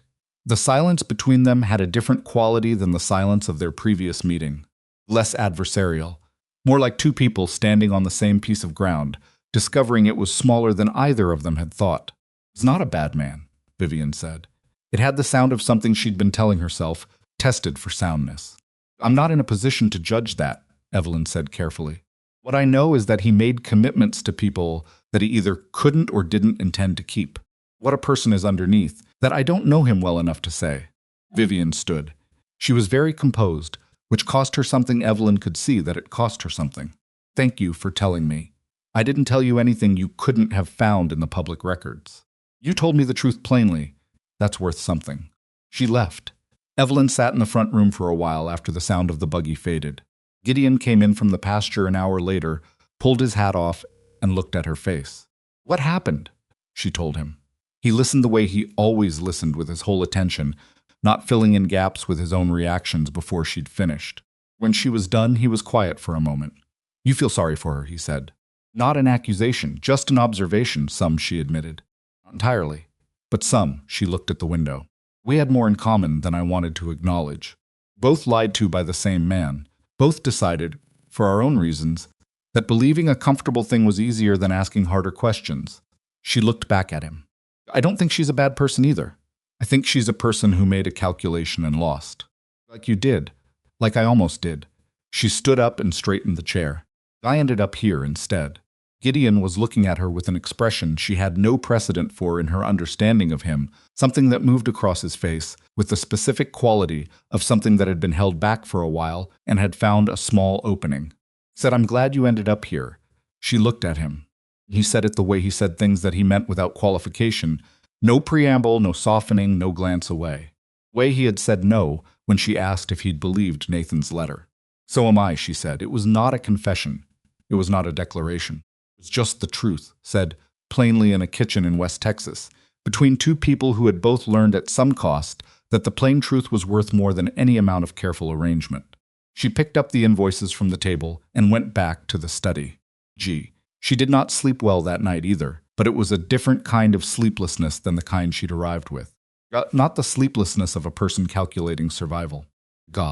Something quieter than that. Something she was still in the process of finding words for, in the methodical way she found words for everything, and she trusted that the words would come when they were ready. The ranch was quiet around her. The cattle were settled. New fence posts stood straight in the north quarter. The Hester agreement was filed and legal and sitting in a clerk's drawer in Millard. Somewhere in Dallas, a letter was making its way toward a man named Gar Calloway. And somewhere east of here, her sister Margaret had not received a letter in 3 years because Evelyn hadn't written it yet. That fact sat with her differently tonight, not as a source of guilt, exactly, but as something with weight, something she was finally ready to pick up and carry toward a resolution. She would write it, not tonight, but soon she turned down the lamp. Outside, the Texas sky held more stars than any single person could reasonably account for. Then the wind came through the cedar with a sound that had become, without her quite noticing when, a sound of home. The letter from T.R. Calloway arrived on a Friday morning, and it was not what Evelyn had expected. She had expected one of two things: either a dismissive response that confirmed the Dallas company had no interest in a challenge to their arrangements, or a sharp, lawyerly letter signaling that she had made enemies. What she got instead was 3 pages in careful business language that told her, reading between the measured lines, that Gar Calloway was a man who had begun to suspect something was wrong with what Boone had sold him, and that her letter had confirmed it. He did not say this directly. He said it in the way that careful businessmen say things they cannot quite put in writing yet through questions. Specific questions about the county filing records she'd referenced, about the current status of the Hester parcel, about the precise boundaries of the Iron Ridge water access. Questions that only made sense if he was trying to determine the gap between what he'd been promised and what actually existed. She read the letter twice at the kitchen table before Gideon came in for breakfast. "Calloway is worried," she said when he sat down. He looked at the letter. "How worried?" "Worried enough to write 3 pages asking me things he could look up himself if he were confident in the answers." She set it down. "Been told the corridor is complete. He's been told the water access is in final resolution. He's starting to understand that neither of those things is true. What do you want to do?" She had been thinking about this since she'd read the first page. "I want to meet with him." Gideon looked up from the letter. "Person," she said. "In Dallas, if he's willing. 4 days of travel." "I know." "And you think he'd agree to a meeting with someone he doesn't know, on the basis of a letter?" "I think he's a man who has money committed to a deal that may be built on misrepresentation, and that he'd meet with almost anyone who seems to have accurate information about the land involved." She picked up her coffee. "I'll write today and propose it. If he declines, we're no worse off than we are now." Gideon sat with this for a moment. He didn't argue, which she had come to understand was not the same as agreeing without reservation. It meant he was thinking, and that what he was thinking didn't contradict her enough to say so. "Go alone," he said. "The ranch can't spare both of us. East pasture reseeding starts next week." She paused. "Unless you think I shouldn't." "I think you should." He said it without hesitation.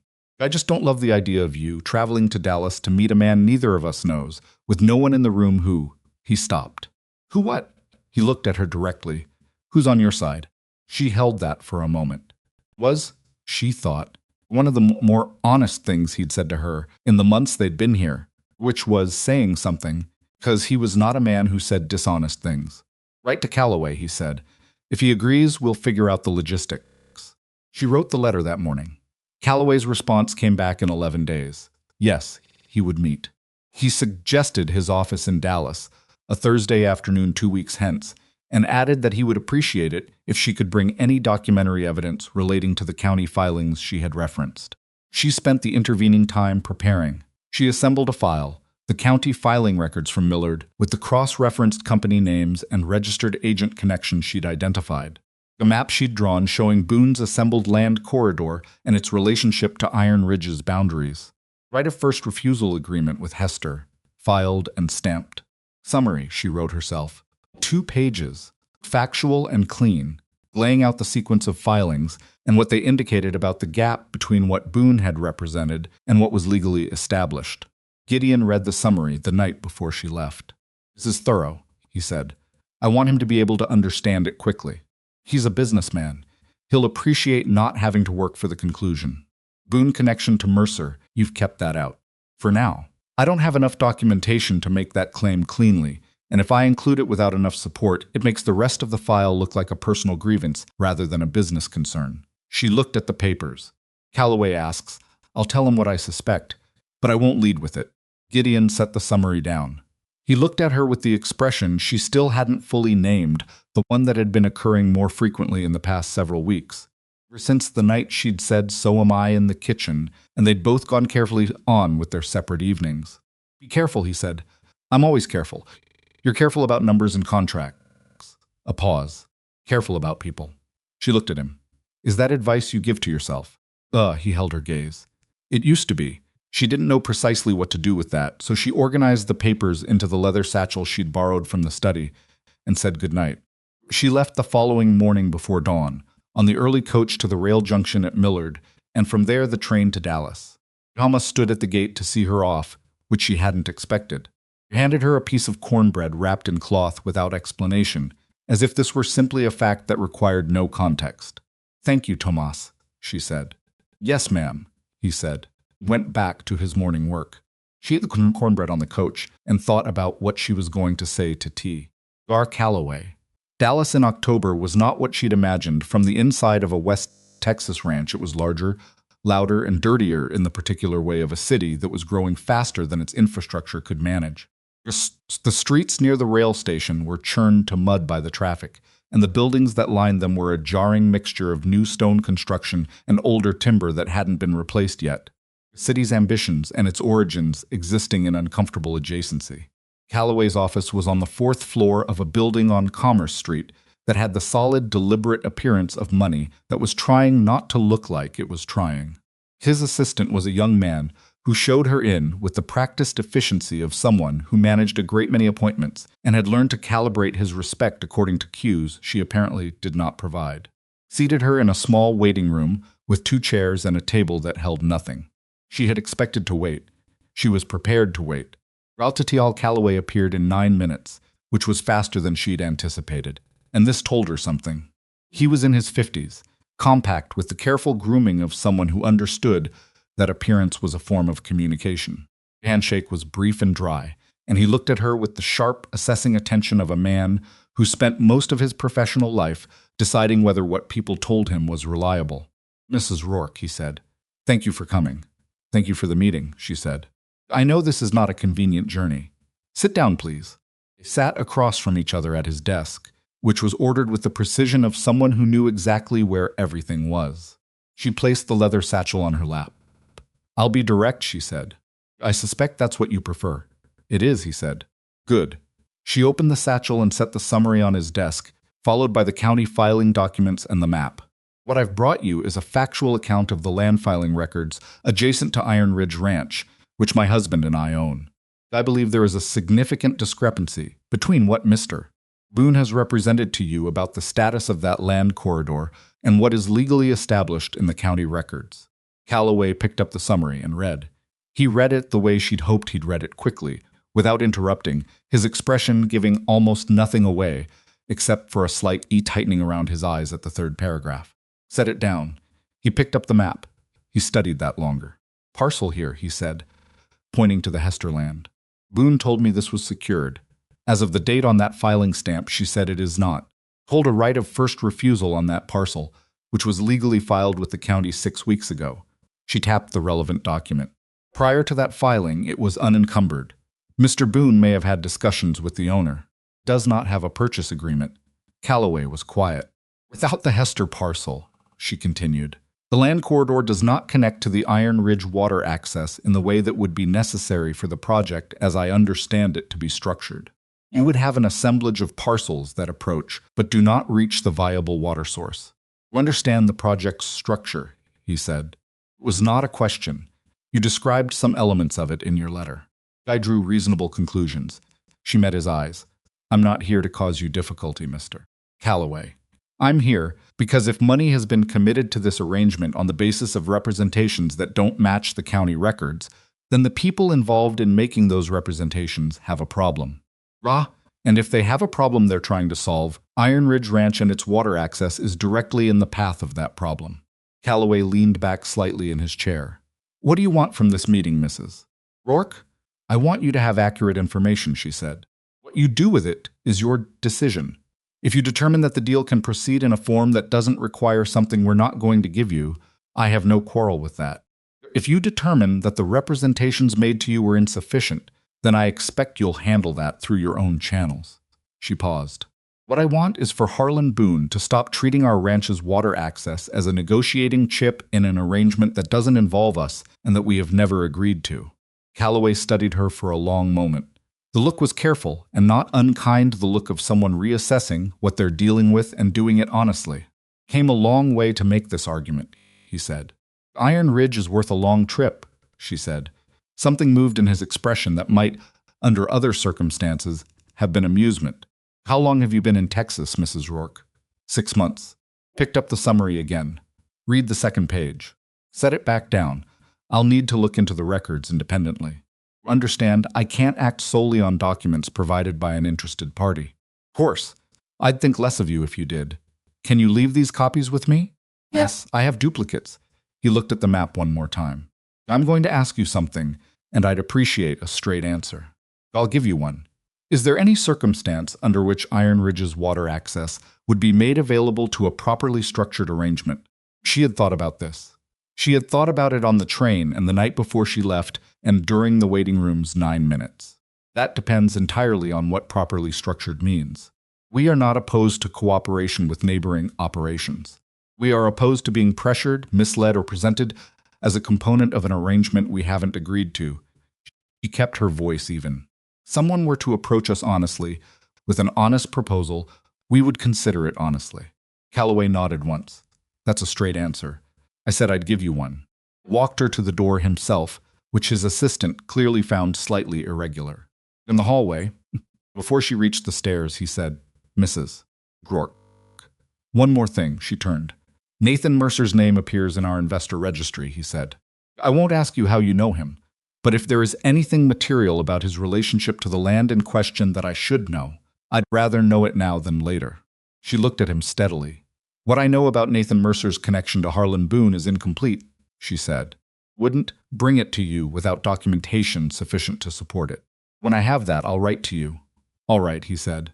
She took the stairs down. On the street in the October mud and noise of Dallas, she stood for a moment and let the tension of the meeting leave her shoulders. It had gone not perfectly, because she didn't deal in perfection, but well. Calloway was a man who operated on accurate information, and she had given him accurate information, and he was intelligent enough to understand what it meant for the arrangement Boone had sold him. She found a respectable hotel 2 streets over, ate a meal that was better than anything Red Hollow had to offer, and wrote her notes from the meeting while everything was still clear. Then she slept for 9 hours in a bed that was larger than the one at Iron Ridge, and woke up thinking about the east pasture reseeding schedule. She took the morning train home. Gideon met the coach at the Millard Junction, which she had not asked him to do and had not expected. He was standing beside the wagon with his hat in his hand, which she had come to understand was his way of indicating that he was not in a casual frame of mind. "Dee?" She climbed down from the coach, and he looked at her face and apparently found what he was looking for, because some of the set in his shoulders released. "Well," he said. "Well," she said. She told him in the wagon on the way back, efficiently, in the order events had occurred. Listened without interrupting. When she finished, he was quiet for a while. Calloway mentioned Mercer himself, he said. Yes. He knew. He suspected.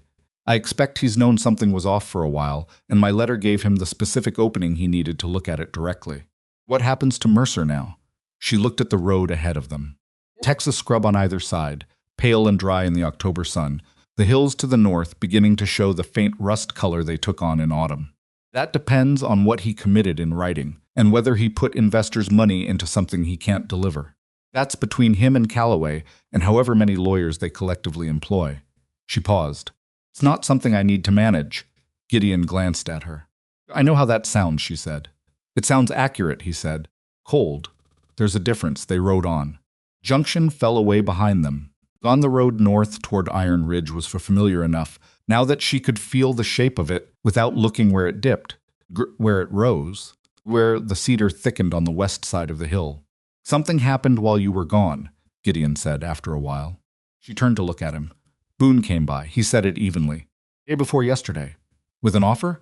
With a warning. He kept his eyes on the road. He'd heard, somehow, that we'd filed the Hester agreement. He wasn't specific about how he knew. He was less polished than usual. Got him. He said that if we thought we were going to disrupt a business arrangement that had taken years to put together, we would find out that there were people with resources and patience we hadn't accounted for. Evelyn absorbed this. Was it a threat? It was crafted to sound like a warning from a concerned neighbor. It was a threat. Did he say anything specific? About what he'd do? No. That's the point. Gideon's jaw was set. Nothing I could take to the sheriff. Nothing that looks like anything except a man expressing frustration. She thought about Calloway's letter, about the phrase in final resolution, about the specific arithmetic of a man who had told investors something was secured and was discovering it was not. Boone was not acting from strength. He was acting from the specific, cornered panic of a man who had promised something he couldn't deliver. Frightened, she said. Maybe. Frightened men do things. I know. She looked at the road. We need to document the visit. Write down everything he said, as precisely as you remember it, with the date and time. If he comes back, do the same. She paused, and I think we should speak to Sheriff Aldridge. Not to file anything, just to let him know we've had a threatening conversation with Boone, in case it escalates. That was going to be my suggestion, too. Good. She settled back in the seat. I'll write to Calloway tonight about the visit. He needs to know his business associate is making threats against landowners whose property is relevant to the deal. Gideon nodded, and then without particular preamble, Evelyn. Yes, I'm glad you're back. She looked at him. He was looking at the road, not at her, which was somehow what made it land the way it did not performed. Not arranged for effect, just said because it was true. So am I, she said, which was also simply true. Ranch came into view around the bend in the road, and the tension that had accumulated over the 4 days of travel, the coach, train, the hotel, the city, meeting with Calloway. The long return settled out of her like a breath she hadn't realized she'd been holding. She had been feeling unwell for about 3 weeks before she allowed herself to think clearly about what it meant. She had attributed the tiredness to the Dallas trip, and then to the pace of the fall work, and then to the particular accumulated exhaustion of 6 months of building something from a difficult beginning. These were all reasonable explanations, and she had leaned on each of them in turn. What she had not done, with full honesty, was add up the other things, the specific tiredness that hit her in the mornings before it lifted. The way she had quietly moved the salt pork to the back of the cold box because the smell had become difficult. The fact that her skirts were fitting differently in ways that she had told herself were about the physical work of the ranch. She was 22 years old, and she was not ignorant, and she understood. At the end of the 3rd week, yet she had run out of reasonable explanations. She sat with the knowledge for 4 days before she said anything to anyone. She was not afraid, exactly. She was something more complicated than afraid, a feeling that had several points she was sorting through. Practical calculation. What this meant for the work she'd been doing. Timelines she'd been managing. Specific physical demands of a working ranch in the months ahead. There was the older, quieter thing underneath that, which had to do with the fact that she had come to Red Hollow alone and had not expected to have a family in any form that she could count on, and that the idea of something that was irreversibly hers was she didn't have a clean word for it. Was large. And then there was Gideon, and what this meant in the context of what they were, which was a thing she was still in the process of understanding. She told him on a Sunday evening, when Tomas had gone home and the house was quiet. She had not planned a particular way to say it. She had found that planning ways to say things that mattered usually produced a version that was less true than the unplanned one. He was at the study desk when she came in. He was looking at the fall cattle sale figures, which they had both been tracking with close attention as the season progressed. She sat down across from him. "I need to tell you something," she said. He put the papers down. He looked at her with the full attention he gave things that required it. She told him.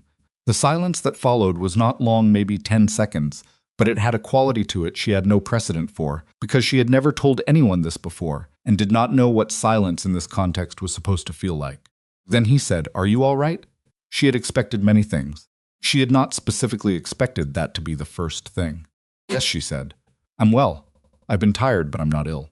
He looked at her for a moment longer. Then, something happened in his face that she had not seen before in 6 months of watching him, something that broke through the careful management he applied to his expressions, a particular way he had of holding himself that she'd come to read as something between privacy and protection. It broke through simply, without drama, the way a thing breaks when the pressure behind it has been building without the person's full awareness. "Evelyn," he said.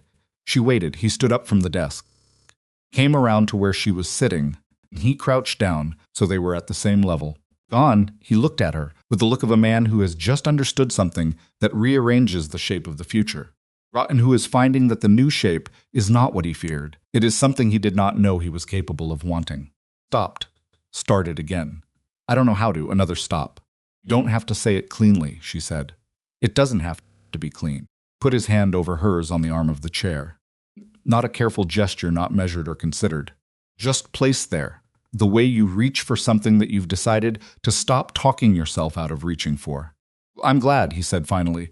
I didn't know I was going to be this glad." She looked at his hand on hers. She had the particular awareness of a person who has been functioning at a high level of self-containment for a long time and has just encountered something that the self-containment does not have a policy for. "Changes things," she said. "The work schedule. The finances in the short term. I know, I'll need to figure out." "We'll figure it out." He said "we" with an emphasis that was quiet but deliberate. "That's what we do."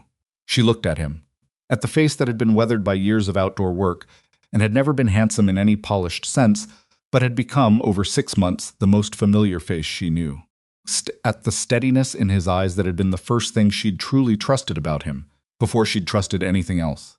"I'm going to need to rewrite the spring projections," she said. "Timing on some of the planned work will need adjustment." "All right. And I want to set aside a specific fund separate from the operating account for the additional costs. I can have a figure by the end of the week." "All right." He was looking at her with something that might have been the beginning of a smile, or was at least in that neighborhood. "Is there anything you don't handle by making a plan?" "Not much," she admitted. "It's a tendency, I know it is. It's not a bad tendency. It is sometimes, maybe." His hand was still on hers. Neither of them had moved it, Evelyn. "Yes, I love you." She had, in her life, heard that sentence in various forms, and with varying degrees of accuracy.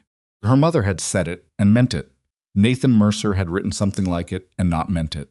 She had not.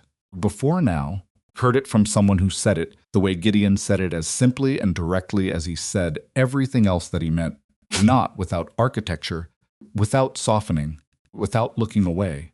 She looked at him for a long moment. "I know," she said.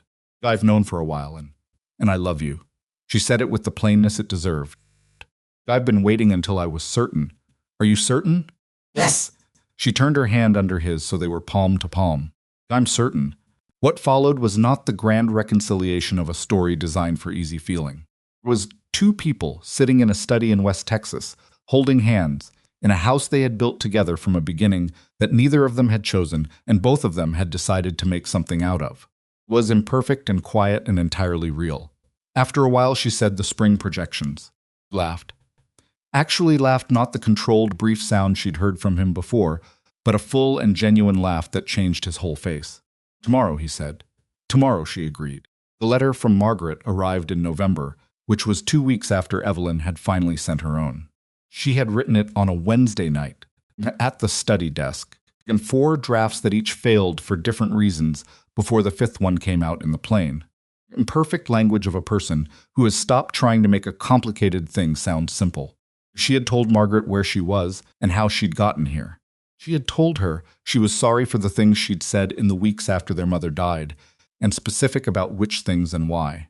She had not asked for forgiveness in so many words, because asking for forgiveness was sometimes a way of asking the other person to perform a kindness they might not be ready for.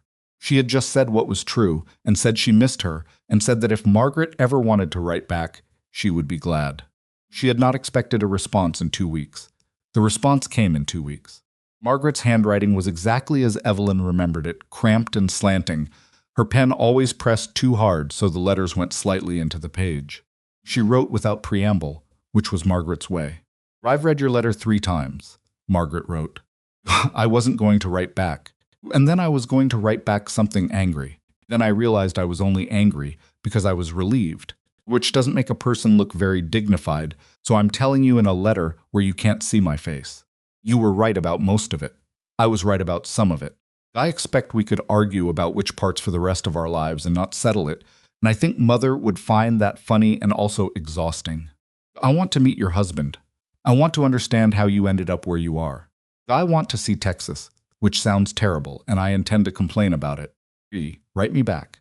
Evelyn read it twice, standing at the kitchen table, and then she sat down, and she was quiet for a moment, in the specific way of someone who has put a thing off long enough that receiving it feels slightly larger than expected.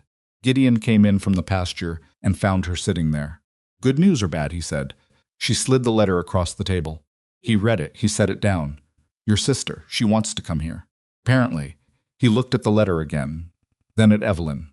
"Good," he said. She looked up. "You should have family here," he said. "This is a house that should have more people in it."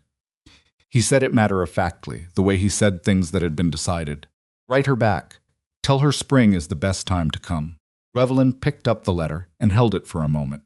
Anne thought about what it meant to have spent 6 months building something from a position of having nothing, to arrive at a November morning with a husband who meant what he said, a ranch that was beginning to be what they'd planned, a sister who wrote, "I want to see Texas," which sounds terrible, in a spring that would bring more change than any of them had accounted for. She folded the letter carefully and put it in her pocket. "Spring," she said. "I'll tell her spring." Outside, the November wind moved through the cedar on the hill, and the cattle were quiet in the south pasture. And the year-round creek ran where it had always run, and the new fence posts in the north quarter stood straight and solid and showed no sign of giving. A second letter from T.R. Calloway arrived on a cold December morning, and this one was not 3 pages of careful questions. It was 1 page. Direct. The language of a man who had finished his investigation and arrived at conclusions he was no longer in the mood to dress up. Evelyn read it at the kitchen table with her coffee going cold beside her. And when she finished, she sat still for a moment, with the particular stillness of someone absorbing news that confirms what they already suspected, but is still, in its confirmation, larger than the suspicion. Calloway had commissioned an independent review of the county filing records. His attorneys had found exactly what Evelyn's documents had indicated. The land corridor Boone had represented as complete was incomplete. The Hester parcel was encumbered by the right of first refusal agreement filed with the county. Water access that had been described to investors as in final resolution had no legal basis for that description, no purchase agreement, no easement filing, no documentation of any kind that supported Boone's representation. The Alice Company was withdrawing from the arrangement. Boone had been informed. The investors whose money had been committed on the basis of the misrepresentation were being contacted. Did not mention Nathan Mercer by name. He did not need to. Phrase all parties whose representations contributed to the current situation covered it adequately. At the bottom of the letter, in a postscript written in a slightly different ink that suggested it had been added after the main letter was drafted. Calloway wrote, "Iron Ridge Ranch's water access remains, in my assessment, the most viable resource in that region. Should you and your husband ever wish to discuss a properly structured cooperative arrangement on terms agreeable to all parties, I would welcome the conversation. There is no urgency and no pressure attached to this note. It is simply an honest statement of interest, offered honestly." She read the postscript twice. Then she got up, refilled her coffee, and went to find Gideon. It was at the lean to the rebuilt one, solid now, the new timber pale against the older structure around it, organizing the equipment for the winter storage rotation. She handed him the letter without preamble and waited while he read it. Read it once, Read the postscript twice, same as she had. Set it down. It's over, he said. The Boone arrangement is over. She took the letter back. Boone himself is not going to take this quietly. No. He looked at the letter in her hand, but his leverage is gone. He was counting on the Dallas money to make the corridor acquisition worth fighting for. Without it, he has a grievance and no mechanism. She folded the letter. He'll be angry for a while. Maybe he'll find another buyer eventually, another company willing to try again. It won't be fast, and by the time it is, the Hester agreement will have run its full term and will have had time to formalize further protections. She paused. I think we've won the thing that needed winning. The rest is management. Gideon looked at her. Calloway's postscript. I know. What do you think? She thought about a man who had written, "There is no urgency and no pressure," and meant it, based on everything she'd seen of how he operated. She thought about what a genuine cooperative arrangement with a well-resourced Dallas company could mean for Iron Ridge access to larger markets, better infrastructure, kind of stability that didn't depend entirely on one season's cattle prices. She thought about what it would mean to enter that conversation from a position of strength rather than desperation. I think we right back in the spring, she said. After the baby comes, after the East pasture is established, after we have a full season's figures to show him. She looked at Gideon steadily. I want to walk into that conversation with everything in order. If he's genuinely interested, he'll wait for spring. And if he's not, then he wasn't a partner worth having. Gideon looked at her for a moment. Then he nodded, once, with the specific quality of agreement that meant he wasn't just deferring, he had thought it through and arrived at the same place. Spring, he said. Spring, she agreed. She went back inside and wrote the reply to Calloway that afternoon. Brief, cordial, expressing genuine appreciation for his integrity in the matter, and noting that Iron Ridge would be glad to revisit a potential conversation in the spring, which time they would have a clearer picture of the coming year's operations. She sealed it and gave it to Tomas to post in the morning. That evening, Harlan Boone rode up to the gate. He didn't come inside. He sat his horse at the fence line, and Gideon went out to meet him, and Evelyn watched from the porch with her arms crossed against the cold, close enough to hear and far enough to give Gideon the space to handle it. Boone looked like a man who had spent the past 2 weeks being angry and hadn't slept as much as he should have. Composed, well-dressed confidence he'd worn on his previous visits was present, but fraying at the edges, like a good coat that had been slept in. Rourke, he said. Boone, you understand what your wife did. It was not a question. I understand that my wife provided accurate information to a company that had been given inaccurate information, Gideon said. That deal took 2 years. 2 years of work of negotiation. He stopped. Muscle in his jaw was working. There were people counting on that arrangement. I know. Gideon's voice was even. Not unkind, but not conceding anything either. If the arrangement had been built on accurate representations, it might have survived accurate information. That's not something we did to it. That's something it had in it from the beginning. Boone looked at him. Then his eyes moved to Evelyn on the porch, and the look he gave her was not the dismissive categorizing look of their previous encounters. It was something rawer than that. Not quite hatred, something more like the look of a man who has been beaten by something he didn't fully account for and is deciding how to carry that. This isn't finished, he said. I think it mostly is, Gideon said. But I want to be plain with you, Harlan. If you approach Abel Hester with any form of pressure regarding the parcel we have a legal agreement on, I'll be in front of the sheriff the same day. If anything happens to our fence line, our cattle, or our water access, same thing. I'm not looking for a fight with you. I never was. But I'm also not going to pretend we don't know exactly where we stand. The silence between them had the particular quality of two men who have said the actual things and have nothing left that requires a performance. Boone looked at the ranch behind Gideon, the house, the new lean-to, the pasture with the cattle moving in the late afternoon light. He looked at it with the expression of someone doing the arithmetic of a situation and not liking the result. Your wife's smarter than you let on, he said finally. It was not a compliment exactly. It was an acknowledgement, which was perhaps more honest. I never let on anything about her, Gideon said. She spoke for herself. Boone turned his horse and rode back toward town. Gideon stood at the fence line for a moment after he'd gone, and Evelyn came off the porch and stood beside him. Watched the dust settle on the road. He won't be back, she said. Not a question. Not soon. He turned to look at her. You all right? Yes. She looked at the road where Boone had been. Do you mean it? About the sheriff? Every word. Good. She turned back toward the house. Come inside. Cold. Winter came to Iron Ridge the way it always did, not with the dramatic violence of the fall storm, but with a slow, pressing cold that settled into the bones of the land and the bones of the people on it. Days shortened. The cattle moved closer to the shelter of the south pasture.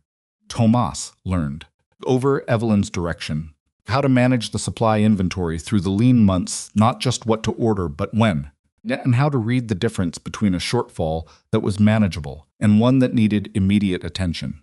He was a quick learner. He always had been, but she was giving him something her uncle had once given her, the specific education of being trusted with information rather than just tasks.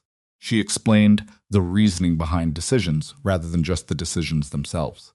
Responded the way people generally respond when treated as intelligent, he became more so, or at least more visibly so.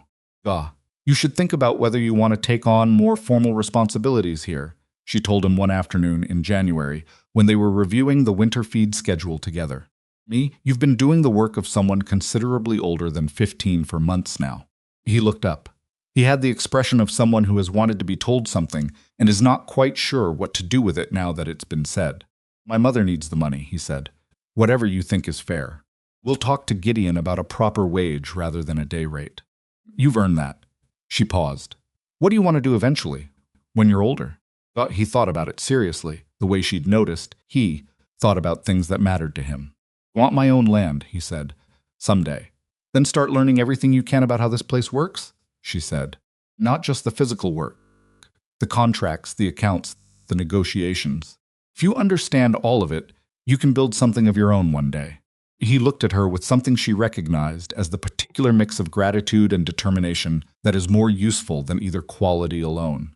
Yes, ma'am, he said. She went back to the feed schedule. Pregnancy announced itself with increasing clarity as the winter deepened, not dramatically, not with the crisis complications she had braced herself against, but with the steady, inconvenient reality of a body doing something enormous while the person inside it was still trying to run a ranch. She was tired in ways she managed. She was uncomfortable in ways she adjusted for. She moved the heavier parts of the work to Tomas and Gideon without being asked to, which was itself a concession she had to make consciously, because the instinct to do everything herself had been useful for so long that setting it down even partially felt like a skill she had to learn. Gideon was, she observed this with some care, way she observed things about him different in a specific way. Not overbearing. Not the smothering protectiveness she had feared and would have resisted. He made small adjustments without announcement. Heavy water buckets were always filled before she reached them. The saddle was always ready when she needed to ride. The firewood was always stacked where she didn't have to carry it far. He did it in the way he did most things practically, without turning it into a statement. She noticed. She said nothing about it directly. She said something else instead, one evening in February when they were sitting by the fire and the wind was making its serious intentions known outside. I don't tell you often enough that I see what you do, she said.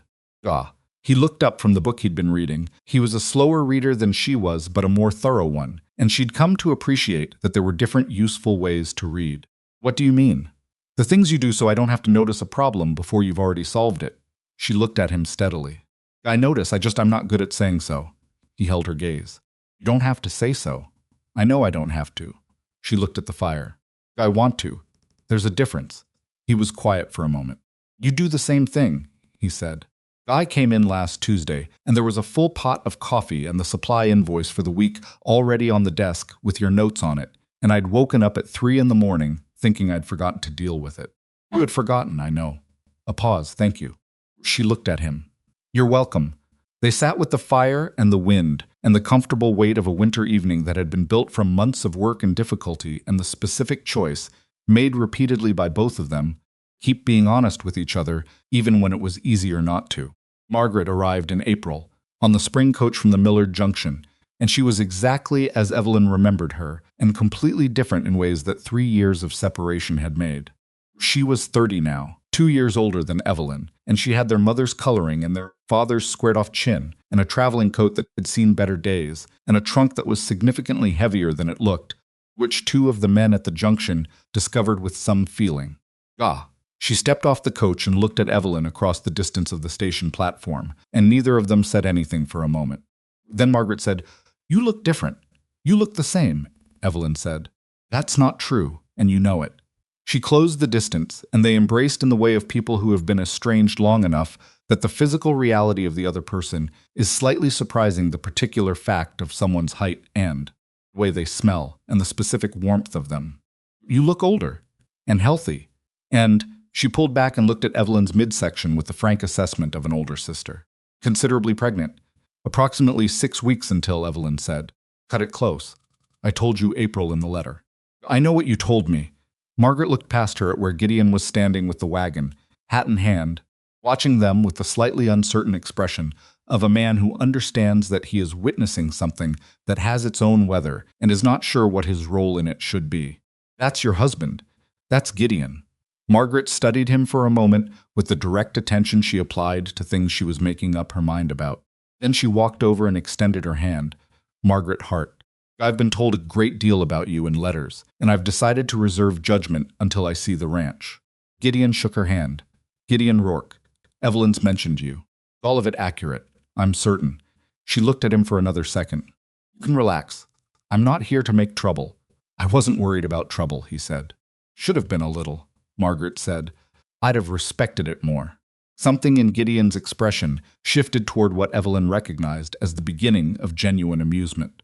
"Fair enough," he said. They loaded her trunk and drove back to Iron Ridge in the spring afternoon. With the cedar green and the creek running high from the spring rain and the east pasture showing the first new growth from the receding in deep, promising swaths of young grass. Evelyn sat between her husband and her sister on the wagon bench, slightly crowded by the geography of the arrangement, and felt something she would have had difficulty naming with precision. Not quite happiness. In the simple sense, it was more textured than that. More aware of what it had cost to get here. The kind of feeling that knows what it is worth because it has priced it honestly. Margaret leaned forward and looked past Evelyn at Gideon. "She negotiate the contract before the wedding or after?" "Before," Gideon said.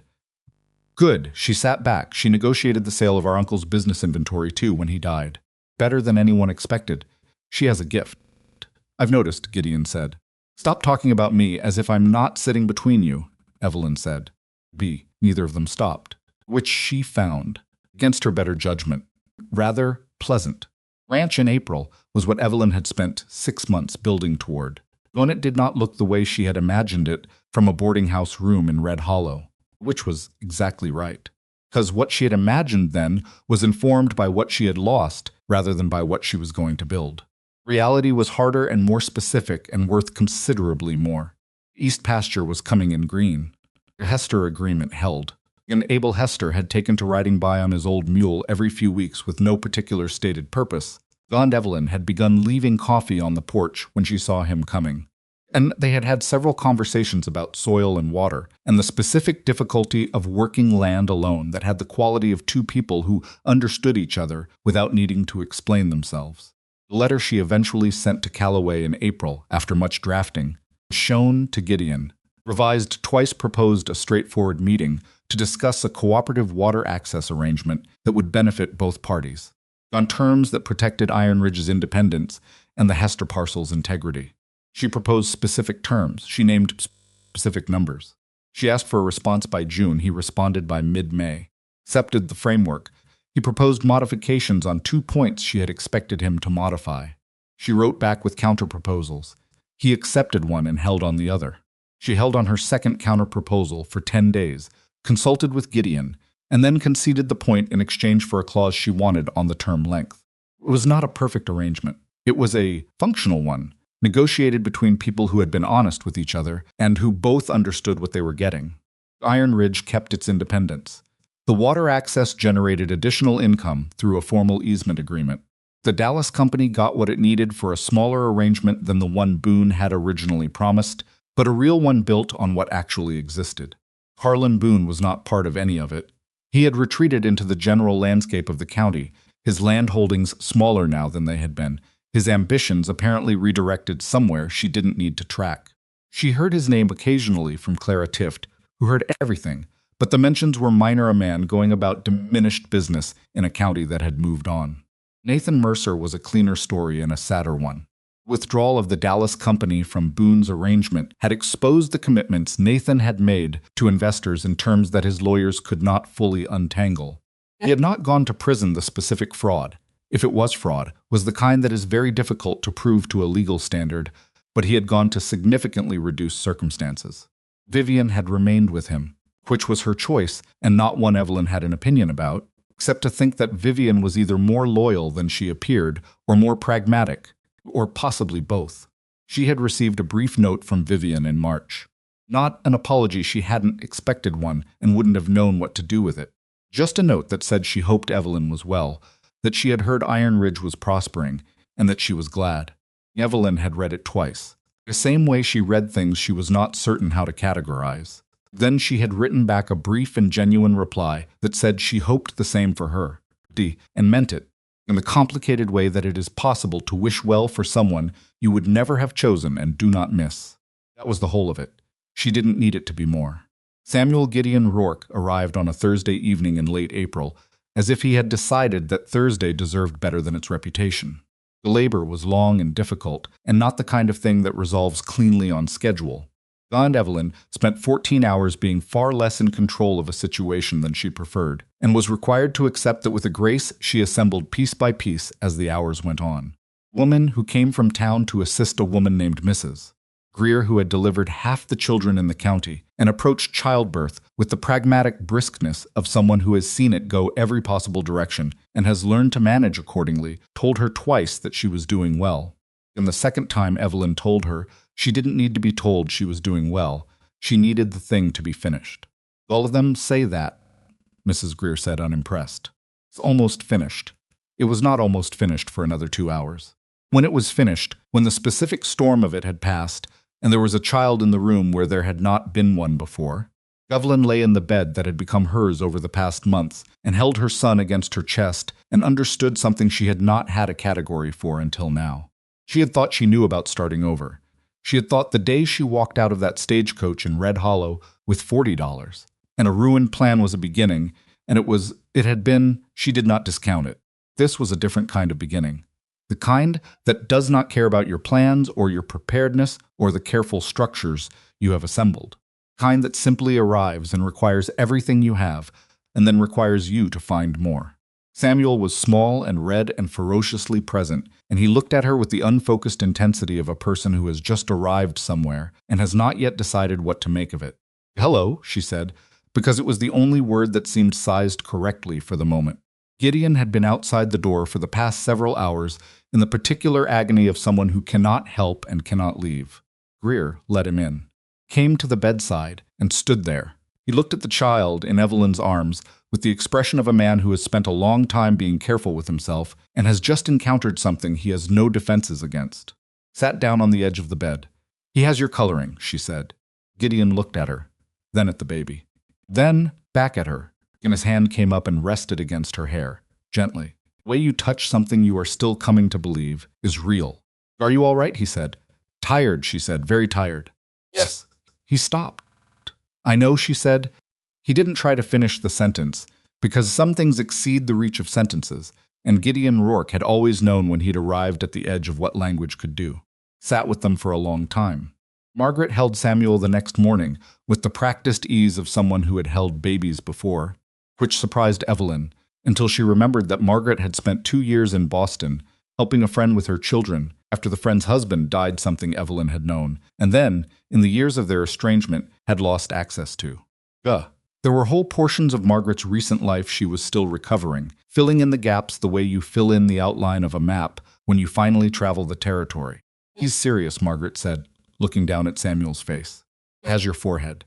He's 11 hours old, even so." She looked up. He looks like he's already thinking about something." "Probably is," Evelyn said. "It's a family trait." Margaret smiled. It was Evelyn noticed this with a specific, quiet pleasure, the smile she remembered from, for everything went wrong between them. Real one, not the careful public version. "I like your husband," Margaret said. "I know you do. He's very steady." She looked at Samuel again. "Not boring. There's a difference. Some people confuse the two." "Gideon doesn't bore me," Evelyn said. "He's never bored me." "No, I didn't think he had."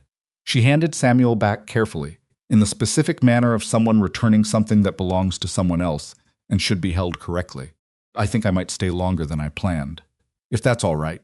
Evelyn looked at her sister, the cramped handwriting sister, the unreasonable grievance sister, the sister she had not spoken to for 3 years and had written to at last because not writing had become its own unbearable weight. It's all right, she said. Stay as long as you want. Margaret nodded, pressed her lips together briefly in the way she did when she was controlling something, and went to make coffee. Spring settled into early summer. Grand Iron Ridge in June was what it had been working toward becoming for longer than any one season, a place that functioned as a whole, where the pieces fit together because they had been put together with intention and work and the willingness to adjust when the fit wasn't right. East pasture was fully established now, the young grass deep and consistent. Cattle numbered 61 head, 18 more than when Evelyn had first walked the property and stood at Gideon's desk reading ledgers she found concerning. The easement agreement with Calloway's company was producing a steady supplementary income that she had folded into a capital reserve, the same reserve that had funded the new equipment shed that replaced the last of the lean-to structure and sat solid and weathertight in its place. Tomas was 17 now and receiving a proper wage, and had taken on the inventory management so completely that Evelyn had removed herself from the day-to-day of it and trusted him with it entirely. He still had the 15-year-old's habit of elaborate concentration when he was listening to something he wanted to remember, and she found this reliable and endearing in equal measure. Abel Hester had begun, with no announcement and no particular ceremony, to allow Tomas and occasionally Gideon to help him with the heavier work on his property, in exchange for nothing more than company, the coffee that was always on Evelyn's porch when he arrived. She had not orchestrated this. It had simply grown, the way certain things grow when the conditions are right and no one tries to force them. She thought about this, sometimes, about the difference between what she had planned and what had happened. She had arrived at Iron Ridge with plans, careful, necessary, well-reasoned plans that had kept her moving forward when moving forward was the only option she had. And the plans had been useful, the contract, the ledger reviews, the supply renegotiations, the letter to Calloway, all of it had mattered, shaped what Iron Ridge became. She did not regret the planning. But the things that had made the difference, the real difference, the one she felt in her chest when she stood on the porch in the early morning with coffee and looked at the land, those had not been planned. They had been the decisions made in the middle of things. Decision to get on Gideon's horse in a rainstorm. Decision to visit Hester and ask rather than assume. Decision to write to Margaret when she finally ran out of reasons not to. Decision to say, "I love you" back without qualification when it was said to her, plainly, in a study in West Texas by a man who meant it. She had come here thinking she needed to build security. She had built it. Yes, the numbers were clear on that. The agreements were filed. The reserve was funded. What she had built alongside the security, without exactly intending to, was the other kind of strength, the kind that comes from letting people in far enough to matter, even when the risk of that is real, even when you have recent and specific evidence of what happens when you get it wrong. She had gotten it wrong before. She had been naive and trusting in the wrong direction, and it had cost her everything she thought she had and delivered her to a dusty street in a town she'd never seen with $40 and nowhere to go. And she would not trade it. She understood that now, fully and without the bitterness she had expected to feel about it. What happened with Nathan Mercer had not broken her. It had clarified her. It had stripped away the version of her future that someone else had designed and left her standing in the wreckage of it, which was where she had finally had to decide what she actually wanted. She had wanted this. Not this specifically. She could not have described Iron Ridge or Gideon Rourke or the East pasture coming in green or Margaret's cramped handwriting or a baby who had her coloring and looked like he was already thinking. She could not have described any of it, but the shape of it, a life built on work and honesty, and the specific daily choice to be a partner rather than a guest in her own story, yes. That was what she had wanted without having a name for it. She had it now. On a June evening, when the light came across the hills in long flat plains of gold, and the cattle were settled in the south pasture, and Samuel was asleep in the house with Margaret nearby, and Tomas had gone home to his. Mother Evelyn walked out to the north fence line alone. Not for any particular reason. The fence was fine. Gideon had checked it that morning. She went, because sometimes you need to stand at the edge of something and look at it in order to understand it properly. The new posts still had some of their paleness. By next summer, they would have weathered to the same color as the old ones, and you would not be able to tell where the repair had been made. That was how repairs worked when they were done right. She heard Gideon's footsteps behind her. She knew them now, the specific weight and pace of them, and she did not turn around. Came and stood beside her. They looked at the land for a while without speaking. Ah. She thought about a woman who had stepped off a stagecoach with one suitcase and a ruined plan, and she thought about the distance between that moment and this one, and she thought that the distance could not be measured only in miles or months. It was measured in things decided, and things said, and things done, and things let go of. Measured in conversations at a kitchen table, and a contract signed in a lawyer's office, and a letter written on a fifth draft at midnight. It was measured in the specific courage of two people agreeing to be honest with each other every day, which sounds simple and is not, which sounds like the minimum and is actually the whole of it. There is a thing that people say about starting over, that it requires letting go of what you had. That is true as far as it goes. But the fuller truth, the one Evelyn had come to understand not by being told it but by living it, is that starting over is not primarily an act of release. It is an act of sight. You have to be able to see what you actually have, where you actually are, what is actually possible, not what you wished you had, or what someone else told you was possible, or what you settled for because you were afraid of the alternative. She had been afraid. She had been angry and humiliated and afraid, standing in that street in Red Hollow, and none of those things had been wrong. They had been the honest response to an honest situation. She had not let them be the last word. She had looked up. She had made a calculation. She had negotiated a contract and moved into a house she did not know, and learned to ride a horse badly and improved and kept learning. And she had chosen, every day since, to be fully present in the life she had decided to build. This was what it looked like. This hill, this sky, this man beside her, this land that was hers in the most real sense of that word, not on a document alone. But because she had worked it and worried over it and defended it and understood it down to the specific character of each pasture's soil.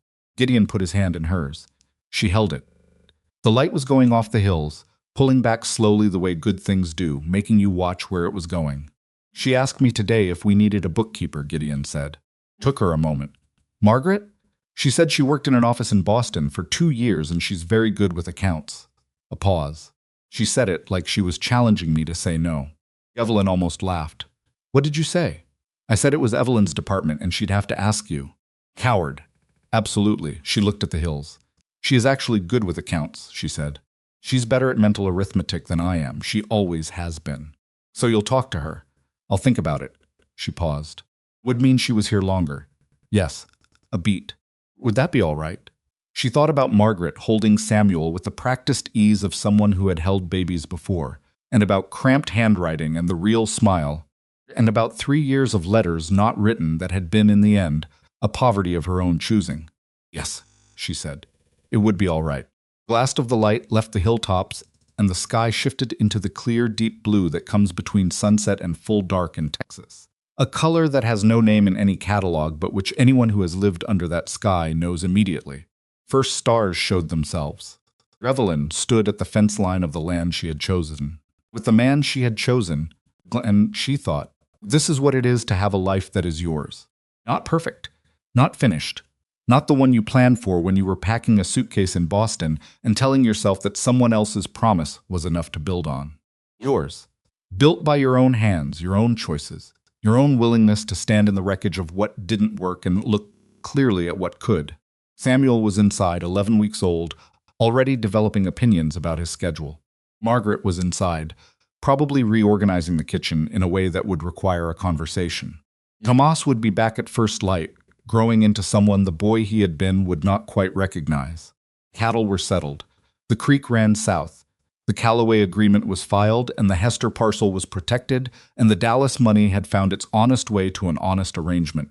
Evelyn Hart, Evelyn Rourke, stood in the last light, and the first dark of a Texas evening, holding her husband's hand, knew with the specific certainty of someone who has paid for her certainties honestly. She had not simply survived the worst day of her life. She had used it. She had taken the $40 and the ruined plan and the watching eyes on that dusty street, and she had built something out of them that no one could give her, and no one could take away, because it had not been given. It had been made. That was the whole of it. That was enough. That was in fact more than enough. That was everything.